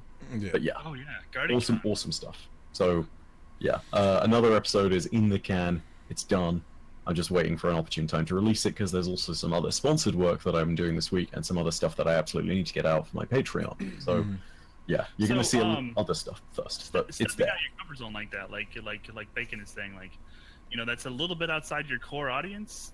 Was that risky for you? Did you feel like you were taking a risk on that one, or was it just kind of how did that come about? It was definitely taking a risk, but it was also one of those things where Dan and a few of the other guys in my mod team came to me and they basically said, look, you're throwing yourself at the wall sometimes, and making content should be persistently fun, but it should also be one of those things where occasionally you're able to take a break. Yeah. Dan, for the sake of context, by the way, he's an editor and a moderator for me, but he's also he's literally award-winning, he's world-class. So he said, look, in my situation, I will do this for you for free, completely pro bono, and if you just go ahead and record 2.5 hours of us and all of the other mods screwing around having fun every week, I will go ahead and throw this up for you, and that means that there's less pressure on you to make videos. And I was like, okay, sure. Deal. And that was a big deal for me because I'm the kind of guy that is a bit of a control freak, but Dan is one of those people where I immediately knew I can trust him. I can trust him to edit this stuff and do it really well. So I gave a little bit of freedom to him, and I knew that it wouldn't do well unless it was Destiny stuff, right? So the first one we did was replaying the Destiny 2 mission where you get all the tanks, right? It was great fun. We had Cromar along for the ride, Cromar being our German mod who is also a complete... anarchist is too kind. Psychopath is a little on the nose. He's a wonderful dude. And give him a tank and crazy things happen. But yeah, no, we played through that, and that got great views. We came back and we did different games on the future runs. Progressively, they got more and more. Fewer views as time went on. In some cases, so for example, we did golf with your friends, ton of fun, but doesn't get as many views. You know, it happens, and you do take that gamble, you take that risk. That's fine. Yeah. Like at the end of the day, it was a kind of content where I was happy to take the risk. And then we came back and we did a version of it called the Angry Destiny Lore one, which we are absolutely going to do again because my god, it's just such a good format. Nice. So yeah, little things. So like, let's just say someone who's trying to start creating content on YouTube right now, would you say it's more important to put out videos more regularly, like maybe spend less time on the production value of the video in order to keep producing content, or should they maybe slow down and focus on each individual video to make sure it's the best quality possible? I think it's a bit of both, right? So a point that Broman loves to drive home is don't be a perfectionist, and occasionally it's good to just throw stuff out there. Completely true. I do, however, believe that there is a base threshold of quality that you always want to try and satisfy. So it shouldn't really matter what that is, regardless of what kind of video you're making. You know, you should expect to have a reasonable microphone quality in your video. You should expect to have videos that aren't in 360p because this is 2018 and that's... You know, this is not 2007 when everyone was making Halo machinima and we were blissfully oblivious to what we were going to look like in 10 years' time, and that we would look back and say, Wow, that's what teenage me thought was quality. Okay, cool.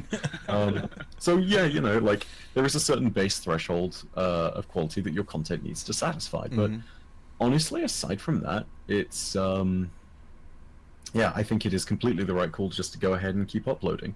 And also, it's worth knowing, you should be looking for what makes you tick. You know, so is it something that you're really passionate about? Is it a game series that you love? And also, you should look to be talking about that not just as much as you can, but also, I think, and this is my personal take, in as much of a structured way as possible. That's just with YouTube as it is today.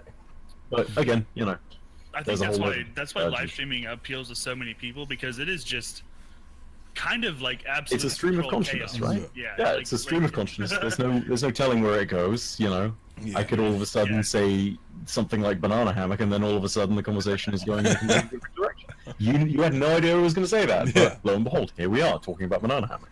You're right, and there's no way that you can kind of, I don't know, like overproduce a live stream, in my opinion. Like what you get is what you get, and it's like immediately right there for you to grab and take and have. Right. Go ahead. Oh, I was gonna say, you heard it here first, folks. Me and Byf are gonna have matching banana hammocks at GuardianCon. Yeah, I was actually gonna go there next. Oh. Can I have a banana hammock as well? Oh, You guys exclusive banana hammock bros right now, or can I get in on this? We'll think about it. We'll get with you before GuardianCon. I gotta say, banana hammock bro has a ring to it, right? Yeah, see. GuardianCon, dude, you've got a panel, more than one panel. Yeah. So I have my own panel that I'm hosting, which is my lore panel with some of my friends. So I'm being joined there by Beard Grizzly, some of the guys and gals from Ishtar Collective, and some of the guys and gals from Focused Fire Chat. So it's this wonderful corner of the lore community. We're going to come together, and it's basically just going to be a big like Q&A after we've spoken very briefly about what we're going to experience with Forsaken. It was great when we had it last year. Sadly, Matt, as in Mylan Games, couldn't make it this year because, I mean, like, last year, him and I had a ton of fun being able to jump in and do this, and also it was the first time that the whole of the lore community had really been in one place. Yeah, it was incredible last year. Like, it was so cool to be able to, like, sit there in the room with, like, a whole load of really talented lore content creators, and just, not exactly a round table of them, but just, you know, have everyone there and be able to concisely give our thoughts on things. That was one of the coolest experiences of my Guardian from last year. The other panel I'm on, I believe, is called The Evolution of Content Creation, and that's hosted by Professor Broman, but I'm being joined by Loco TV, who is from Twitch, Darkness429, who's from Facebook, and I can't remember who it is from Mixer, but someone from Mixer is coming. So you've got kind of like, you know, the four big uns of content creation on the internet right now, with Facebook, Twitch, YouTube, and Mixer all there in one place, all discussing how things have changed. And yeah, I think that Loco and I in particular... Oh, there's birds outside. Oh, Tell construction you got going on there. Man! Constructing a bird's nest?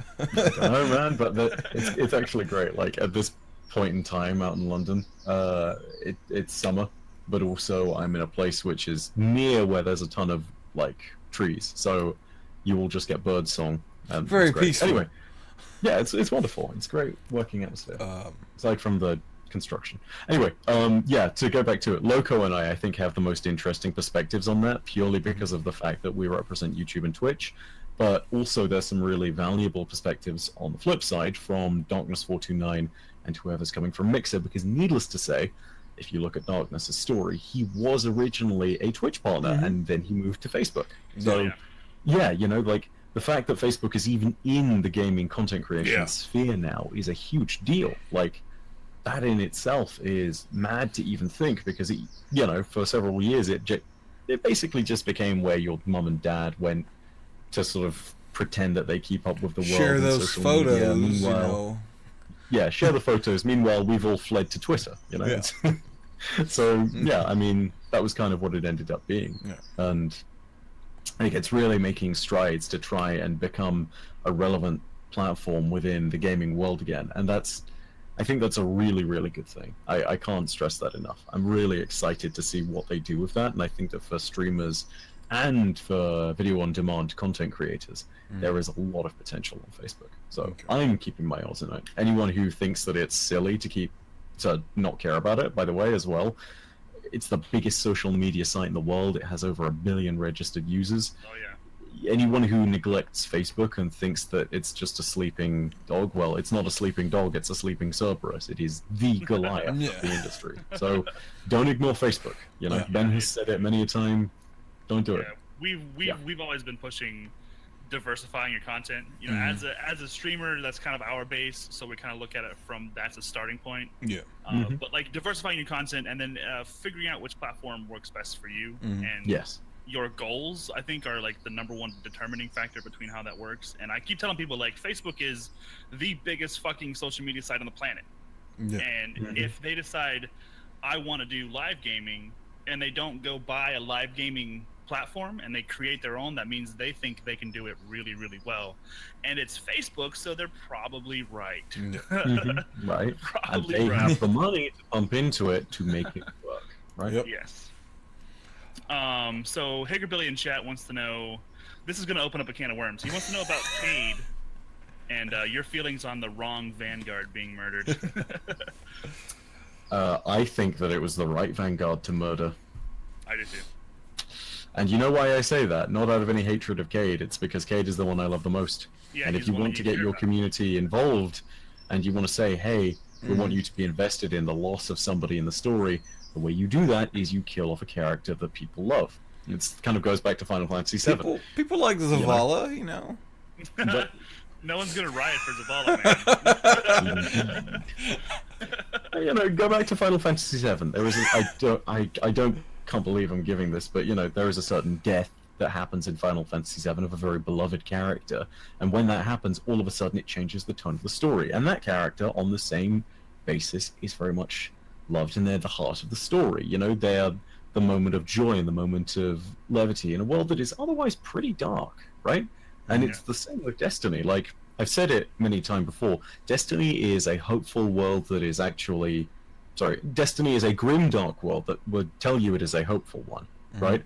And the reality of it is that if you want to tell a more gritty story, that's actually really easy, but you need to have something that contrasts it, right? Yeah. And so Cade's death is really crucial then, because he was always the Joker. He's always the one filled with life, and it's the most ingenious story twist to say, now you need to care. All of your joy has been removed, and you remember those key moments with Cade. You remember, get that rock off my map. You remember, take me with you, right? I remember everything. There's definitely I've made the correlation to Game of Thrones, and it's been out long enough where there shouldn't be any spoilers, guys. Like when Ned Stark died, or then when Robb Stark died after that, like those things happened to the wrong character. Like people felt that because that was your center of this is the good thing about what's happening here, and you know, this is where I can put my trust in the story that it's going to get better. There's hope in this character. And then when you completely take them out of the equation, you're left with like a scrambling, what do we do now? How is this going to work? I need to know. Man, that Red Wedding. Oh yeah. and like, I think it is a genius move on Bungie's part, because you know, a lot of people were on the fence about Forsaken. Well, I don't know what's going to happen in September, blah blah blah. But then all of a sudden, now I got to avenge my favorite character's death, and everyone's on board. Smart move. Smart move. Raven, they didn't all die. Is going to resurrect him. Okay.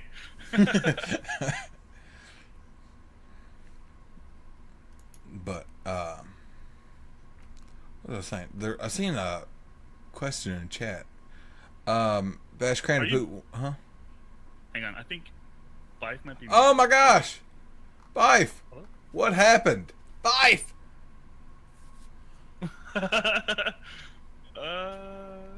You have like a hotkey? Oh, there we go. Hang on. Ah. Discord does this. I don't know why. It kills me every time. Oh god. It stopped recognizing your mic. I don't know why it does that. As I was saying though, yeah, my friends recorded my reaction to the Red Wedding. Oh man. Is that on your channel? Yes, actually. Is it? People can go look that up if they find it. It's way back in the archive, but it's still there. It still exists. Don't tell me that. I'm. Oh Yep. boy. It's like Oh, boy. let's see here. Bad. That was really mean, bad. yeah. That's like 5 years old now too, which is what's really entertaining. Oh god. But I yeah, mean- like I think if you want the right reaction from your community, you got to pull the right strings. Mhm. And killing Right. someone that no one cares about isn't gonna pull those strings. Precisely. So it's a smart move, especially because so many people were like kind of disenfranchised with the whole Destiny thing since Destiny 2 came out. Like now it's like, it's not since Destiny 2 came out. It was more from Curse of Osiris, and with good reason too. Because I mean, you took a legendary figure and reduced him to one cutscene and a few things that were Osiris, but not really Osiris, aka the reflections. copies, yeah. And it's yeah, man, that was what really, in the end, I think pissed people off. Is just this realization of, we were hoping for a $20 DLC that would do justice to these legendary characters that we'd heard about in the story for so long. We just didn't get it, you know? Mm-mm. yeah. So, yeah, man. Trust me, I have no clue what you're talking about. I don't play Destiny. Well, Do yourself a favor and play Destiny. yeah, play some Destiny, man. Live a little. Live a little. Live a little. Enjoy the grind. Yeah. I thought Game of Thrones was the one where all the best characters died. I mean, I don't know what you're talking about, Raven. Jon Snow's still alive. Tyrion's still alive. I mean, what more do you need? Daenerys Targaryen's still alive. Jorah Mormont, the Hound. Listen, Podrick Payne is where it's at. Oh, Podrick. Podrick with the magic, well, Naughty bits. yeah. Gentleman sausage. Take a seat, Pod. We're going to need copious amounts of detail. Rip Hodor. God, I love that episode. Rip Hodor. Oh. So Infamous says that he can imagine how that meeting went, talking about Cade. Someone's like, how do we do this next content update? And someone else is like, we kill Cade? Probably. I don't probably want was to that know easy. how they come up with that, honestly. Whoever did it, they deserve a raise. Give them- It's like as a joke, someone jumps in, like dressed and cosplaying as Joker, and says, "It's simple. We kill the caveman." Yeah, you know. that would be Nighthawk, great. thanks for the host. Isn't Destiny 2 free this weekend, or is that only on PS4? I have no clue on that one. It's only on PS4. Only It's PS4. I think it's the 29th to the 31st. Only on PS4. But it is free this weekend. It's absolutely free this weekend. Okay. There you go. So did you do the Red Wedding reaction video before or after your thank you 100,000 subscribers? Come on now. Am I getting close? Easily before. Like this is back in Before. 2013. Okay, He's before. Just scrolling. He's just scrolling, man. Damn. I'm 3 years back, okay? More vault space. Podcast, man. We gotta focus. We gotta focus. More vault space, guys. Let's see. Yo, Nighthawk, what's up, buddy? Nice to have you. Thanks for that host. I said that already. Well, I wanted to say it. I like Nighthawk too. This is what you deal with when you share a stream with somebody, buddy. Let's see. man. We had some things here that we were going to ask about. I think we Yeah. touched on most of them. I think the one thing that maybe we haven't really discussed much is like your daily kind of process. Like if you could just kind of, Yeah. you know, ballpark a day for us, just an average day. Let us know. Like, Okay. Like, say, working on a video day. Okay. or So week. Find any link to Shut up, this Alexa. I can find any link to this Shut I up. can find that. Shut up! Go away. Bye, Alexa. you should put her in a different room, bro. She controls my lights. I have mine just off perpetually. So yeah, I can't blame you. This thing is a little bit more trouble than it's worth. I've had this thing go off when I was recording videos. Like, okay, no, that's the last straw. Got fired. Oh man. So yeah. Okay, workflow for a day. This is a question that I was asked to give. Hey, Byf. No, Audio. no audio. It made a big noise, and up. Come on, buddy. Construction. Yeah. Up. Up. Hello. Up. Nope. Almost. Oh my goodness. I can't read lips. Gotta give it a second. Okay, is that better? Yaha! I'm gonna replace this thing, and I'm gonna take this current one, and I'm gonna throw it in a fire. Oh, throw it at Guardian Con towards me. Silent Actually, person. I'm joking. I'm pretty sure we got the same mic, but still. But yeah, to give you an idea, this is a question I was also asked on the Broman podcast, and for a few reasons, there is no completely typical day because my process of making a single video goes across a few days. The bits that top and tail it, that are most certainly the same every time, are that I will answer emails, I'll go through DMs in the morning, I will take a look at Twitter, Discord, business email, I check through a few things on all my social media generally, and I make sure that everything is working out just fine. If there's something of immediate importance, I go ahead and deal with that then and there. After that, getting breakfast, all the other stuff. Generally, if it's the first day, I will start on a script. If I'm doing something which is a nice short video, and I already know exactly what I'm talking about, the ideal scenario of I could finish a video in a day is start script at maybe 10, finish up by about 2 or 3 p.m., start recording. Is that writing? Okay. Yeah, that's writing the script. After that, I will voice the script, starting at about 3 p.m., so, you know, after lunch and everything. And hopefully all of this is with the aim of getting the video finished and uploaded by 8:30 p.m. UK time. So that for me is my ideal upload time. Oftentimes that doesn't happen because you also have to deal with things throughout the day constantly. For example, sometimes I will take an hour or two out because I have Ascendant patrons. So for example, today I was talking to one of my Ascendant patrons, and he was, you know, I took like a solid 30-minute plus session there so we could just talk about lore and whatever he wanted to go over, because that's one of the things I've got. But, you know, you basically just manage things as you can, you let things flow where they need to, and if you need to take longer on something, go ahead and do that. More importantly as well, when you need to take a break, don't be afraid to do that either, because otherwise you will burn out. So yeah. That's actually, you know, kind of what I imagined. I imagined it would be, you know, to have a decent schedule. Obviously, you want it to be flexible. You know, you have to take time out to do things like stupid podcasts with some stupid guys. Well, no, I mean, you know, I'm happy. I'll say this too, man.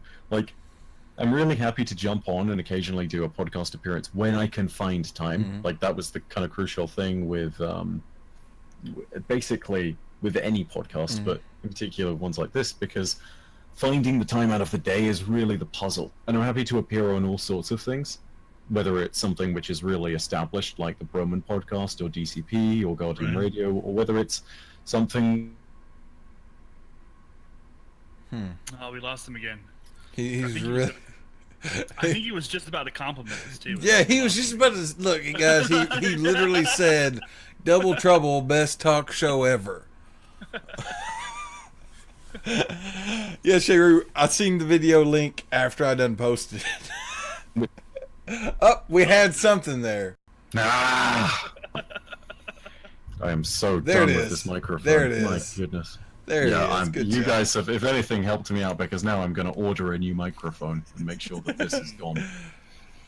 I'm going to do that right now, because, yeah, no, I can't. This is actually a decent thing for troubleshooting, because I need to get this done before GuardianCon comes along, because, Whoa. yeah, I need to bring that mic with me. Session or suggestion? Go for it, yeah. I have the MXL BCD1. Okay, one super quick thing. I have an 80-20-35, Yeah. I got a which is 20/20. great. The reason I have the 20-35 though is because it picks up audio quality with a lot more finesse. So it's specifically for got when I the- do... Yeah. Yeah, it's specifically for when I'm doing like close recordings on videos where it's very much all about the voice. It's all about like delivery of the lore stuff, and that's the main focus, right? So whenever I'm doing that, this is my main thing. It's not about like, is it adjustable? Is it simple to use? It is purely like, I need to go ahead and get this to record everything, and I need it to give all the depth of tone and everything. So that's the reason for my choice behind it. So disclaimer, that's what I tend to look for. And on that note, I hope you don't mind, I'm going to order one right now. 'Cause otherwise, I will lose my mind. But yeah, what was your recommendation again? MXL BCD1. Mm-hmm. I've watched a couple of videos on the quality versus the 2020 or the 2035. I forget which one it was. And I'll need to look into this then. what solved it for me was this top address instead of side address, and I just appreciate that. Okay. It is cardioid. It's a decent mic. Yeah, I mean, cardioid is what I tend to look for and use. That's interesting. I might end up using that actually. Yeah, sounds I good. appreciate the recommendation then.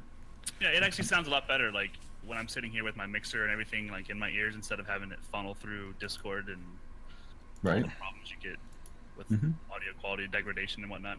Nah, for sure. I'll definitely go ahead and check that out then. Mhm. Nice.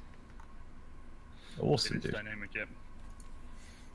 Okay. It's a decent mic. I like it. Well, But yeah, no. What were we saying? I think you were gonna say really good things about us, and then you just totally. Well, Yeah, no. Okay, here's the thing. Again, it is about the puzzle of schedule. It's about trying to find time in the day. Yeah. If I can find time in the day, absolutely 100%, I'll go ahead and do it. If I can't, then, that's just the way it is. And this is the disclaimer I gave to you guys when we had the initial discussion. It was just like, look, I'm happy to go ahead and jump on a podcast if it's like reasonable for my timetable. I can't speak English today. Timetable and schedule. But if it's not, then it's just a simple case of I won't be able to do it, right? Yeah. Like it's amazing that I even managed to get it this week because this is tight. Like I have literally within the next 30 minutes, I've got a bunch of different stuff I need to get to and I need to finish up. And this podcast fits in perfectly. And it just so happened that there was this ideal slot that we could do it, and it was just like Dude, everything else came down to the wire, and it was tough. But yeah. Super Yeah. grateful, man. Thank you for taking the time out. Yeah. Absolutely. I remember you Podcast, said guys. you was telling me like a day you could do it. I'm like, you're like, well, E3's coming up, and then, then there's Guardian Con, and I'm like, maybe we can figure something out in between there. In between, so it's Yep. like threading the needle. Yeah. And I think that for a lot of people, like, our podcast is not huge. We moved from Twitch to Mixer not too long ago, so we're still kind of establishing our viewer base and whatnot. But I think the idea is like you miss 100% of the shots you don't take. And if Fat Man hadn't have been like, yo, let's just ask him, then we would never have asked. And I think it's important for people to Precisely. understand, like, you're a person and we're people, and the numbers you have on the internet versus the number we have on the internet doesn't necessarily mean we're not going to be able to have a good conversation. It doesn't necessarily mean that we're not going to be compatible enough to just have a discussion. I'm super glad that you said yes. I'm very excited for all of the future content that we're putting together, but also I've been trying to push to your link in chat so that people, I mean, they know who you are. Everyone here knows who.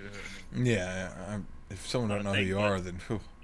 We're just really happy that you were able to take some time out and make it happen. Dude, I know it's a Fat pleasure. Man said you're busy. You got some things going on, so anytime you need to go, just let us know. Otherwise, we'll keep you here all day. 10 minutes. In 10 minutes. So, Okay. yeah. That's my time limit. I feel like he's got like a watch. Like, okay, now, okay, gotta go. Is I there? will disapparate in 20 seconds. Yeah. If there's anybody in chat who has questions, you got 10 minutes to ask it. If you have anything that you want to bring across, Byf, that maybe we didn't touch. Yeah, so there far. were a ton of questions that were being asked earlier. So again, if you guys want to go ahead and throw those in there into the mixer chat really quickly, just to repeat, yeah, happily go ahead and pick those out. I'll try and not make them big waffling answers so I can actually get through something. 'Cause, yeah, I know that I missed a question or two there. Yeah. Yeah. I've So here's seen Bacon. one. Okay. Bacon just posted one. He Oh. said, when dealing with lore and you make a video of a future expansion, how important is it that you don't make anything you say concrete? And if you had made a false assumption, do you correct yourself? If I make a false assumption, do I correct myself? Absolutely yes, but I also make those assumptions. What I will often say is that I don't make anything that isn't logical, and I also don't like to speculate too much. When I do, I feel like I've got like a lot of evidence backing me, but at Right. the same time, every single time you say, this is just a theory, right? Okay. Like, it is one of those things where you don't let headcanon evolve into something which is, going to take over the whole of your channel. Because otherwise, yeah, I'm not a scholar at that point, and that's kind of the point. I think Trying to take it at seriously. the bare bones of this question is like, how difficult is it dealing with being wrong on the internet? like especially someone who's as as notable as you. Like, do you get like blowback on that, or are people generally No, accepting I of- mean, here's the thing. I mean, I think I put enough disclaimers in there that if ever I make a mistake, I'm sorry. But also, you own up to your mistakes. Yeah. So, recently, for example, I made a humongous boneheaded error, which is that in a Warframe video that really should have had a spoiler notice, I did not put a spoiler notice. And so in the next video in the series, I just put a thing at the very beginning. I put a disclaimer saying, hey guys, there's a spoiler in this video, but more importantly, I owned up to it and I said, guys, I'm sorry, that wasn't good enough for you. So it is very much about owning your mistakes. It's very much about taking everything that you do wrong and learning from it. So, it's not terrible if you do make a mistake when you can learn from it and it's not terribly egregious. But absolutely, and yeah, I man, think being also, wrong on the internet is a healthy thing at the end of the day. Like, maybe not all the time, but it teaches you to be humble. It teaches you to go ahead and improve yourself, and it shows you that you are never perfect, right? right, and I think it shows that you're a genuine person. Right? We are human beings, and when you like, for example, Ubisoft E3, when the guys went off stage and they said, "Oh, we nailed it," that's a mistake technically, but a moment of humanity like that is so important. It's wonderful to see that. Yeah, I agree. So yeah, man. I agree completely. Next question, kind of rapid fire as they come. Jebby, Go ahead. Jebby said, I still want your take on the Saint 14 mission. Do you feel that the Legend Titan deserved more than what they gave him? I don't think they're done with giving him something, because the perfect paradox implies there's going to be a future mission. I think that it's good in that sense that it leaves a really open-ended potential thing in the future where we go back in time and hand Saint 14 his own shotgun, which is like that's mind-blowingly cool. So yeah, like I think that it sets something up for a continued storyline really nicely. Was it in the context of Curse of Osiris enough to save the expansion? God, no. Was it one of those things where, much like the rest of Curse of Osiris, it was a little bit underwhelming? Yeah, sure. I personally appreciate it because it opens up this really cool potential story, which we know has to happen. Yeah. Just so cool. So, Fantastic. There was a question a little bit ago that I seen. I just found it. It was actually Bash asking, how do you avoid content exhaustion and keep the stamina up? That's a really good question. Okay. So, for starters, you've got to make sure that you're actually covering something you love, right? Previously, I was covering a lot of Destiny news, and I'm very passionate about the game generally, but news is nowhere near as close to my passion as lore was. So that was part of what informed a big channel content switch at the beginning of Destiny 2, where I switched away from sort of general videos and news to being 100% lore. Like, you can see the cutoff point in my channel, and you can also see that at that point, my video length changed, the amount of views I was getting changed, and all of it was for the better, right? So, for starters, talk about something you love. Yeah. Secondly, know your limits, right? So, important story. Back in my days of university, when Destiny 1 was coming out and when Taken King was coming out, those 2 years generally, I pushed myself like an absolute madman, and it was to my severe detriment. And I say severe in the most... take it to the most brutal capacity you can imagine, and I guarantee you I've been there. So, yeah. Know where your limits are. Know when you are genuinely doing harm to yourself. Because I was at that stage in university where I was trying to keep up with all my university work, and I was trying to keep a YouTube channel going at the same time. So effectively, it was a full-time job on top of full-time student education. And I would get 4 hours of sleep on a good night. That's not healthy. Like, I may have done permanent damage to my circadian rhythm as a result. So, yeah, don't do that, for starters. In terms of being burned out on content, it's not just about covering what you love, but also it's about being willing to take a break from a single game, right? So on a regular basis, this is why I love doing things like That Sounds Like a You Problem, because the series is not tied to any single game. It's why I will occasionally be very happy to jump in and do lore on other games or to experience other universes. So a really positive addition that happened within the last few months is that I got a sponsored contract with Warframe and with Digital Extremes. And that was fantastic because it meant that I could start covering Warframe as a universe with lore. What's even better about that is now I want to go ahead and keep doing that and have that as a permanent feature on the channel from time to time. And that means that if ever I'm getting burnt out in Destiny, I can go to Warframe and I can cover that there.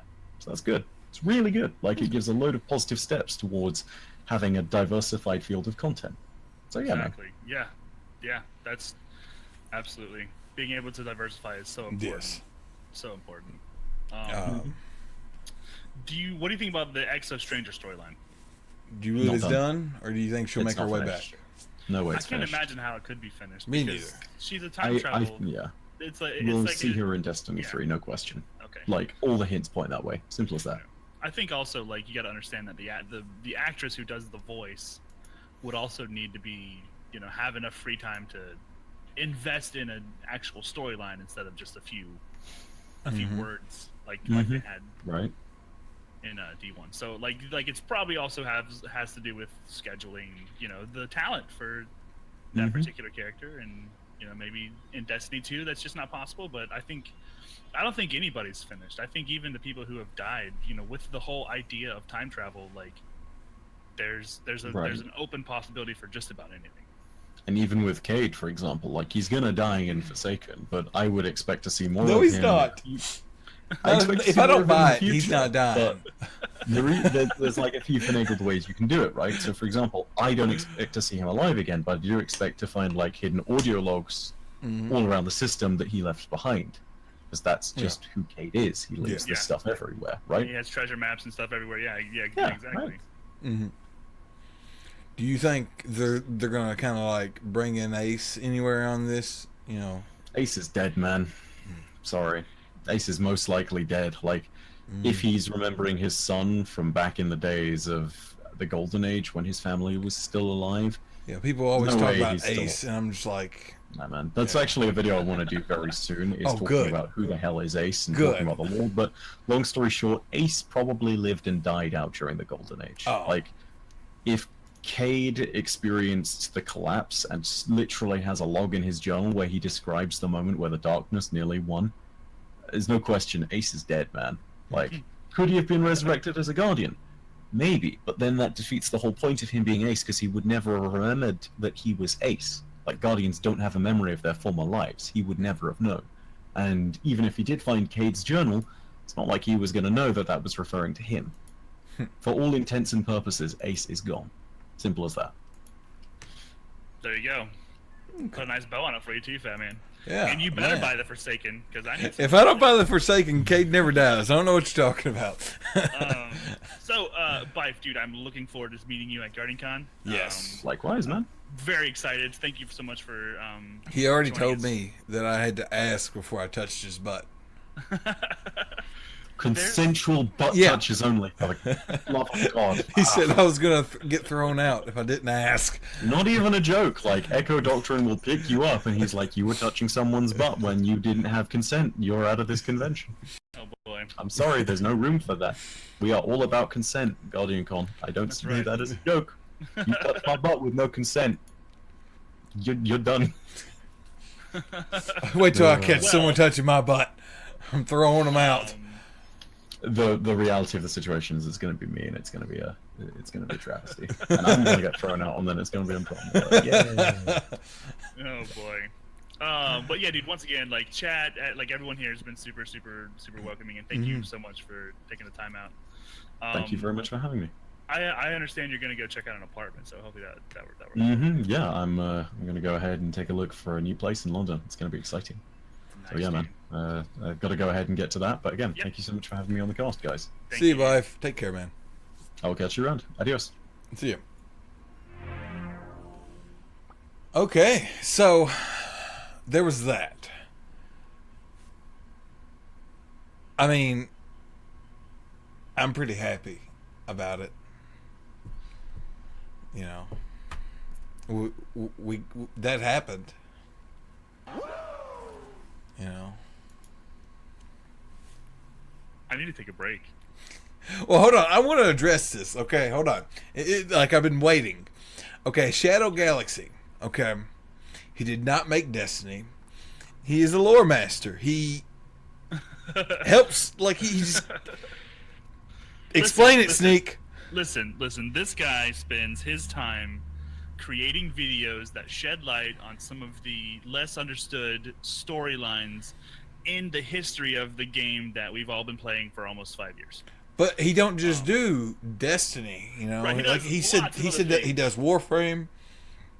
Lots of other things. He started with Halo. But he's also the kind of person where you could ask him, like, yo, what is going on with this?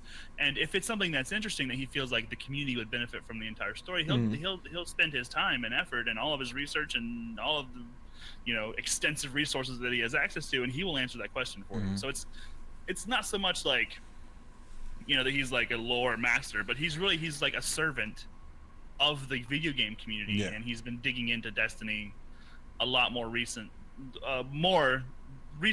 you know, over the last 3 or 4 years. But he started on Halo. Yep. And he's you know, a huge staple in The community, gaming, the YouTube video, the Destiny, the entire like video game culture. I think if you don't know who Byf is, you should do yourself a favor, go check him out. He is fantastic, and because it's on YouTube, you can watch it whenever you want. I think that's really important. It's okay that the strangers didn't have time to explain why she didn't have time to explain, because Byf makes time. He's the real MVP in my book. I agree. Yeah, there's his link right there. I think Shadow Galaxy. Yeah. Go there, watch his videos. But I'm pretty sure we're gonna take a break real quick. Yeah, I need to go take a pee-pee, check on my kids. Okay, so look, we're gonna get Monster Cat here going. Monster Kitty. There's Monster Cat, guys. Okay. That sounds like fun. I'll be back. Yeah. Whoop! I can't end the call. Fuck. All right, I got it.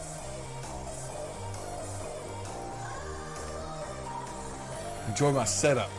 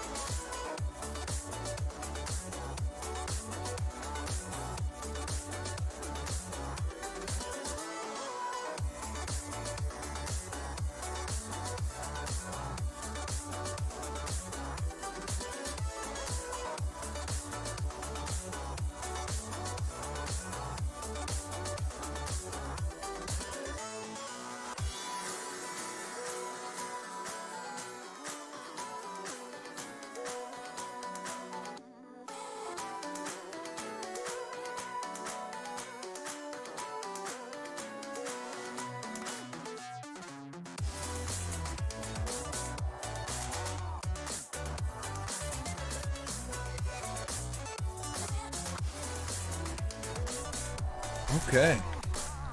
I'm back. If my video would load.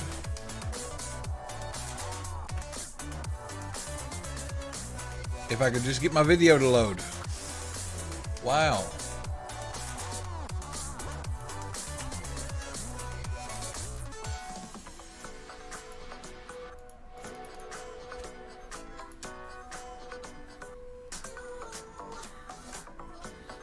Video's not loading on my end right now, for fuck's sake.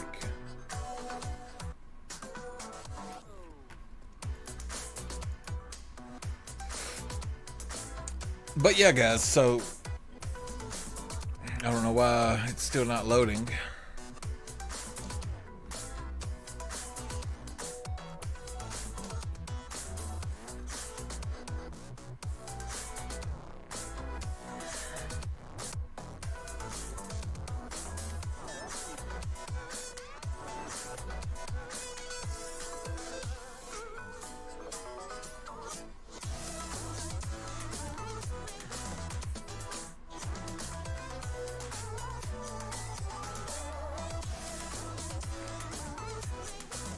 There we are.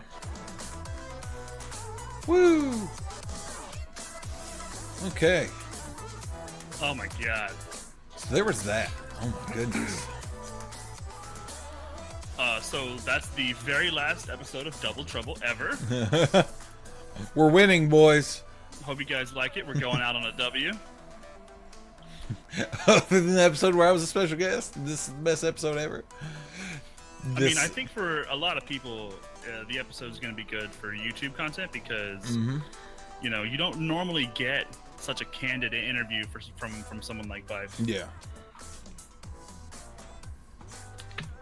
I mean, I will say, you know, we've had a whole lot of damn good shows with a lot of guests. Oh yeah. And not to knock any of you guys in chat, okay? I'm just saying that was one for the fucking books right there. I mean, I can definitely, you know, hands down say like he is definitely the most influential guest we've had. I'm looking forward to getting more and more guests on the show, and you don't have to be Byf level to do it if you want on. Messages, join our Discord, jump in, and yeah, we'll have to shuffle you now because I mean after that, you know, we're big time in it. Okay, that's right. You know, 75k followers or more. Yeah, I mean, you fill out the application, you know. But you know, next week we're gonna have, you know, fucking Ninja on, you know. Duh. Oh yeah, Ninja's next week. After that, we're gonna have Jesus. Jesus, you know. Jesus will be here. And then after that, you know, the entire Def Leppard 1987 tour crew. Exactly. So, you guys are down for that. Also, GuardianCon's coming up pretty soon. Fat Man is going to be sitting next to me. Yeah. He's going to be sitting next to me. Be ready for that episode of GuardianCon.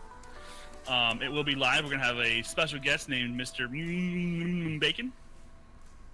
And we're going to have a lot of fun. I was going to tell you about that. We can't have Bacon on, okay? Oh, right. Yeah, that's I invited like Goth and Broman over to your house to do the show. Right. So, yeah. Yeah, I totally forgot about that. We're actually just going to do it from the, you know, from the speakeasy. Oh, we're going to go. We're going to their house. Yeah. I'm glad you worked those details out. Yeah. I totally forgot. Toads forgot. I don't even know how to follow that up. Like, we have topics down there, guys. You want to talk about it? That's fine. Yeah. I'm totally good with just chilling and I don't know, basking in this super hype that I'm sitting here stewing in. Yeah. I'm stewing pretty good in some hype. Going out on a high note, yes, Radio Fish. Also, what's up, Radio Fish? And hey, everyone in chat that we might have missed. Okay. Yeah, sorry about that. We were really into that. Yeah, focus there. Yeah. I think that's important. I think a lot of people are going to get some like especially someone who's maybe just starting their YouTube journey, or people who are like wanting to also branch into doing YouTube. I think it's really important for you guys to understand, like, Byf is a dude. He's a human being, and he's really good at what he does, obviously, but you know, he's no different than you. You know, spend some time, hone your craft, be patient, and you know, be passionate and, you know, make YouTube content. Yep. The moment when Goth and Broman turn up at Sneaks and he thinks it's all a joke, I'm like, go away, guys! That's not okay!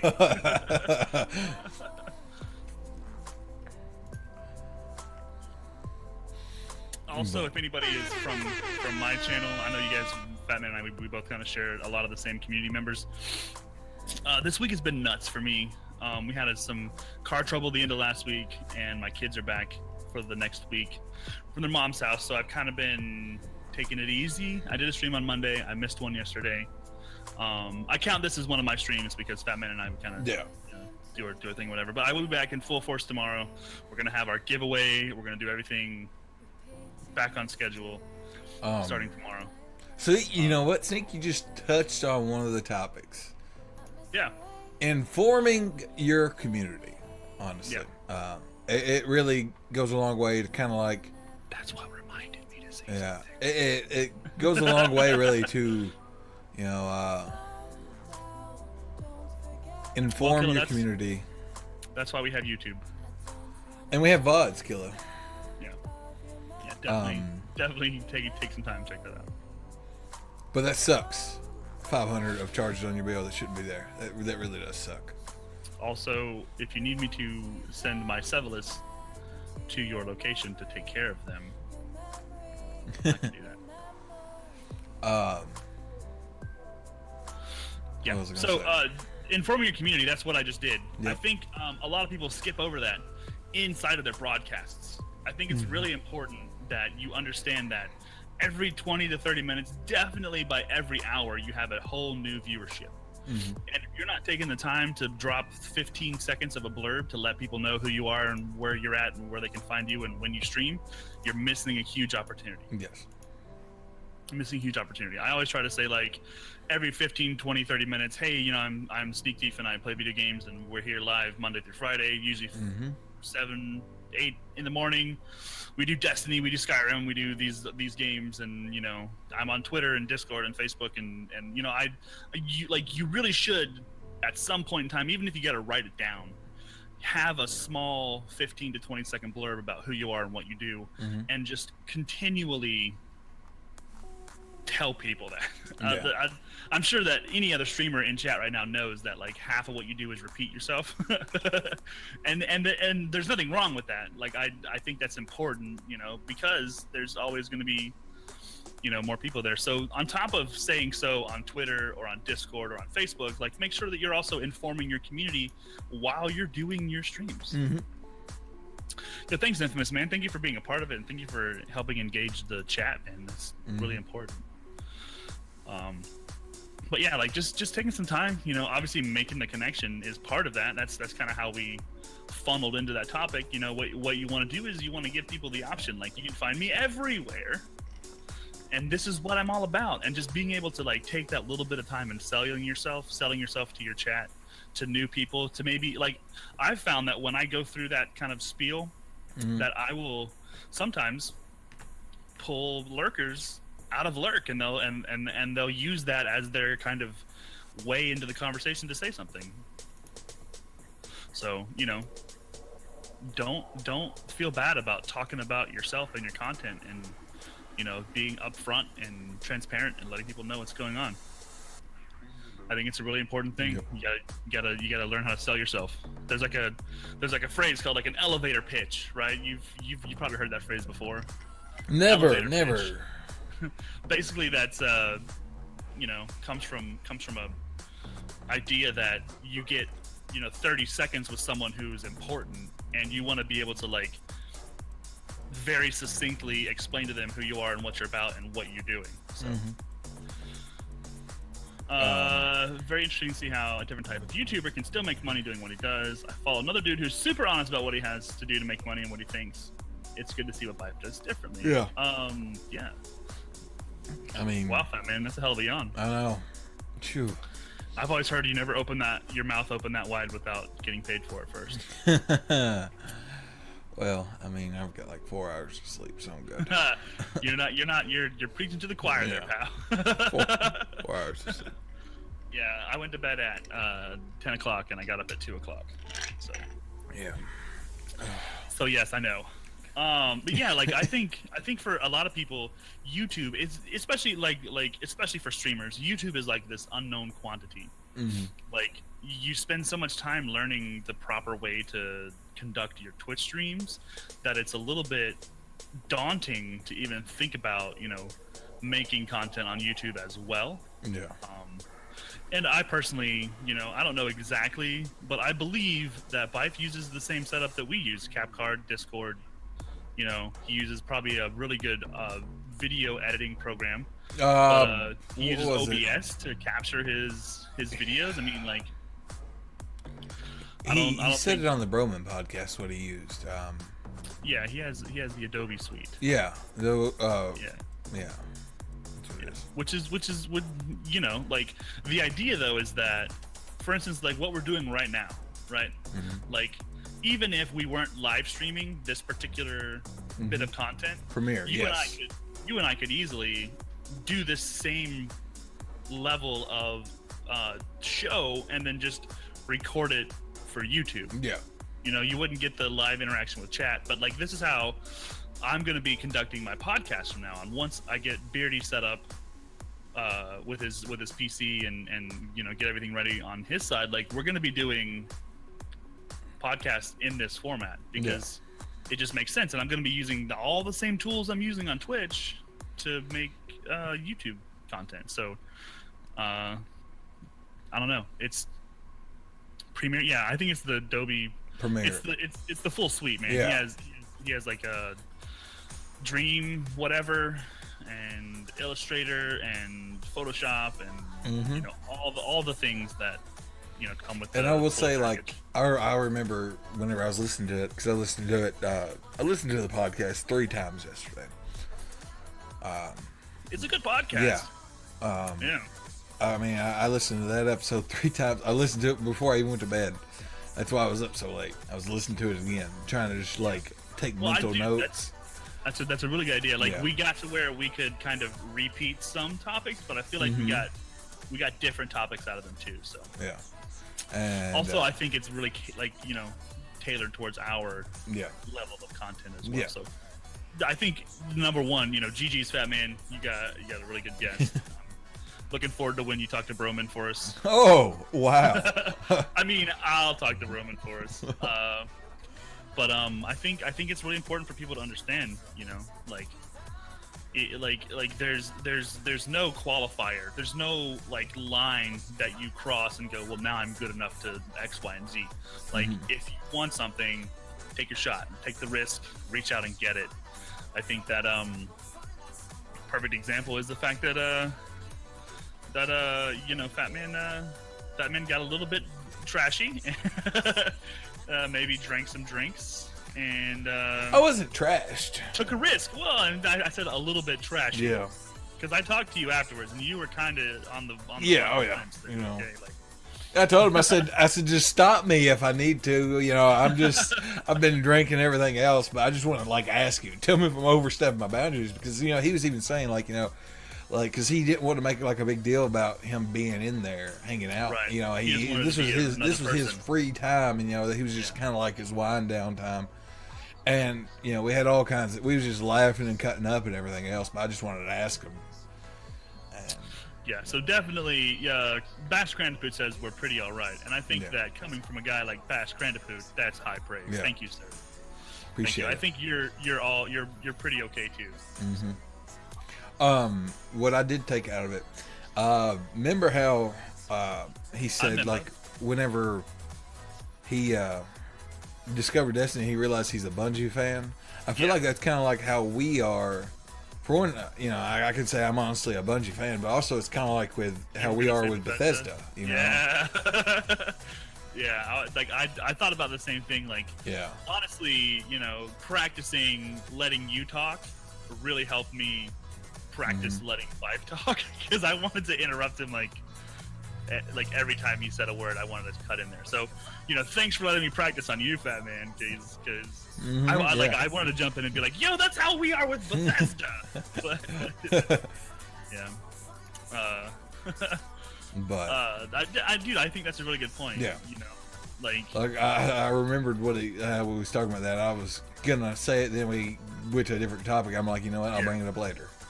Yeah. Well, I think it's important to kind of look at it in that kind of terms because you're like what you're doing is you're looking at your content creation beyond the scope of the current game that you're playing.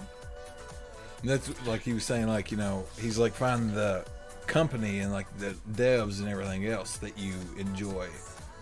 You know, Bethesda and Ubisoft, yeah. I really do believe that, you know, if you're into creating content on a long-term scale, you have to diversify, you have to play variety, and you have to understand just the nature of content creation in general, and that is the fact that, you know, it's fleeting. Yeah. You know, like if you make a YouTube video, like he was saying, you know, he could put one out and it have not a very good reception, but it's out there now. And at some point, you know, it may end up picking up a lot more interaction, a lot more engagement. The idea is that you, at some point, spent the time and the effort and put something out there that will be available at any given time. So, yep. You could almost say one question and let them roll with it. You know. Yes. Yeah. Yes, exactly. And I think that, you know, Fat Man and I, honestly, and this may be kind of tooting our own horns here, I feel really good, so I'm just going to go with it. But, like, we've really gotten good at interviewing people. Yeah. And I feel like we spend a little bit of extra time doing it. Like, we try to put across to you guys, like, this show is just we do whatever the hell we can. And, you know, like, there is that element there. But, like, we do actually, you know, do research and we put in our work. And I feel like when we have a huge guest, like when we had Iceberg on, I did a lot of research on him. When we had Byf on, when we had Guardian Outpost on, like the guys that like I felt like had something to say beyond the scale that we're sitting at. You know, people like Infamous and Luda and Bacon and Hicker and all people that we've had on, like, you guys have been great guests, and I'm not trying to downplay that at all. But someone like Byf has such a broader kind of experience that, you know, it just makes sense for us to put a little bit more effort into getting as much as we can. The work shows in the product. And I think that, you know, one thing I never want to lose is just our raw kind of, you know, in your face ish. We want to do this because it's fun and we're going to be ourselves while we do it. Like, I think that's important. That's an element that I don't want to lose. But the more that we've done it, the more we've kind of learned to, like, you know, ask those leading questions and let our guest speak. Just take hold, really. You know, like they just run with it, you know. Yo. You know you like it raw? Of course I do. I'm married, so, I mean... Goat Guardian, thanks for that host, bud. Goat Guardian, that's a great name. I really like that name. I feel like I've seen him somewhere. Any name with goat in it kind of makes me happy, to be honest. I know. Yeah, boy. But yeah, like, so the idea is that we do our show. There it is. That's what it was. Magic Club Love. Yeah. That's where I've seen the name. That's where I've seen. Like I seen him yesterday. Hey, Goat. Hey, Goat. Hey, bud. Thanks for that host, man. But yeah, so I think as we've kind of progressed, we've learned not only how to conduct a decent show / podcast, but also, like, you know, that when you have a guest who wants to talk, you let them talk. Yep. Who was it that was talking last time that just, like, went on and on? It was Bennett. great. It was Bennett, yes. Bennett. God, that guy's like, I didn't even have to say a word. Like, he did his own thing. I was happy about it too. Yeah, like Buoyancy of Citrus did the same thing. Yep. Angry Iceberg. Like I think it's really important. Yeah. You know, like, we're here. What we want to do is we want to have an hour in the beginning and an hour at the end, so we can sandwich a guest in the middle. That way we can, you know, give them the opportunity to keep going into the next hour, or if they have to do things like Byf did, like he has to roll out. So definitely shout out Go Guardian. Fantastic. I'm gonna go click that button. Yeah, I don't even think I'm following. Oops. Right now, there Oops. Bam. Feed the goat and he will score. I don't know what that means. Wow. Oh, he's talking about some kind of sports ball, I bet you, because GOAT stands for greatest of all time, isn't it? Yeah. Raven is everywhere. Yeah, there you go. It's a sports ball. It's a soccer. I'm the MC stalker. Yes, you are. Hold on. Sorry. I got posters the other day, right? Did I tell you about this? I didn't tell you about this, right? No. Uh-oh. I went to GameStop Sunday. Okay. Oh, boy. And my brother was getting like a couple Switch games. And I was sitting there talking to him because I was getting this Destiny Ghost snow globe. Okay, for one, never buy the Destiny Ghost snow globe from GameStop. It's the cheapest piece of junk ever. Okay, I opened it up. The ghost has already broke off the little stand there. Sure enough, I go to I was like, okay, heck with it. You know, the ghost is still in there, so it don't take away from But sure enough, whenever I went to move it, I was trying to get the ghost set right, and this little pole was still attached to him. Whenever I was sitting there trying to turn it, sure enough, the pole poked a fucking hole through the thin ass glass. Water went like I pulled it to me quick as possible, and it just went all over me. But while I was there, I got in a conversation with the people there, and they was like, "Do you have the new Destiny 2 Forsaken poster?" I'm like, "What?" And they're like, "Yeah, they said, did you get it on pre-order?" I said, "No." I said, "I didn't get it." They said, "Did you pre-order through us?" I'm like, "No." No, who does that? And I was like, "Can I pre-order on PC from y'all?" They're sitting there looking and looking. I'm like, "Look, screw it. I'll put $5 down on a PS4 copy, okay?" They gave me the poster, and then you're gonna really like this one though, Sneak. They also said we got some other posters. And so I got a Call of Duty World War II, one of the DLC posters, okay? It's a pretty cool looking zombie looking thing, okay? But also, they said, we also have some of these, and pulled out a Sea of Thieves one. Nice. I'm like, can I just get them all? They said, yeah, sure. Nice. So I put them all up, and sure enough, my Destiny 2 one just like fell a little bit on the tape thing. So I'll be right back. Hold on. Batman. Shit.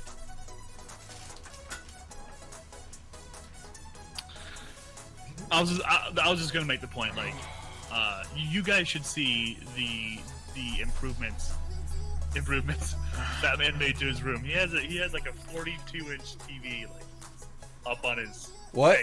Hey. What? Hey. Show. He's like a kid with ADD. He really is. Show everybody. Can you switch your camera to the other camera? Yeah.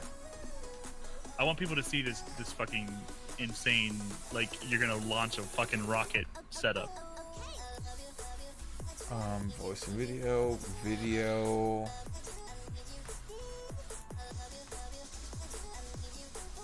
Did it work? It's working, I think. Maybe turn it off and back on and see if it'll come back on as the right one. Oh, hang on. It's all black now, so it's working. It's working. Spinning.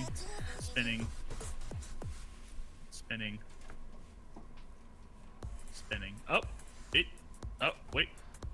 It's taking it a second. There's got to be something going on with Discord, man. Maybe it'll work.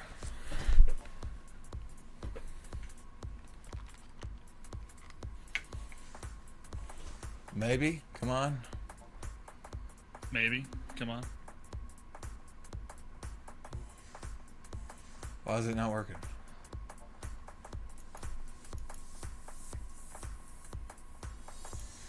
This is gonna piss me off. Lost him. Uh-oh. Double lost him. I lost Hello? Sneak too? Oh my gosh! Yeah. Hang on! Turn off your camera and turn it back on, maybe?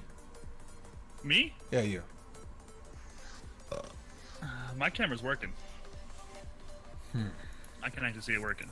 Okay, there's your camera. Oh, we went off the green screen there, bud. Fixed it. My head was getting chopped off, so I changed my camera angle a little bit. Because my Canada hat's awesome. Yeah. It's trying, okay? So I think what you need to do is just not. Just go back to the regular thing. It's not gonna work. You fucked it. That's why we can't have nice things. Yeah. Listen, guys. 4 screens in front of him. Okay? No, this one ain't even gonna work. It'll work. It'll just take a second. I think, like honestly, like I think Look, maybe hold on. Look, I got this. Watch. You watching? you're just gonna go to a different scene. No. You probably could just go to a different scene with that camera already up. Because you're only using one for Discord. Ah! Ha-ha! So you actually can't see the big. You can't see the big TV. I haven't adjusted it. Yeah. So he's got the screens. You guys can see that. He's got the fourth one up here, right? The fourth one kind of on top. There it is.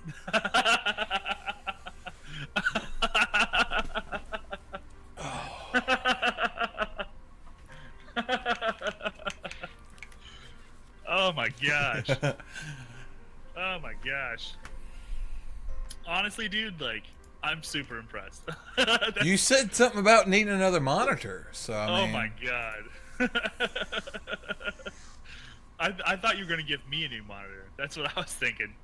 Mission Control Houston, for real. He's gonna be launching rockets with that thing.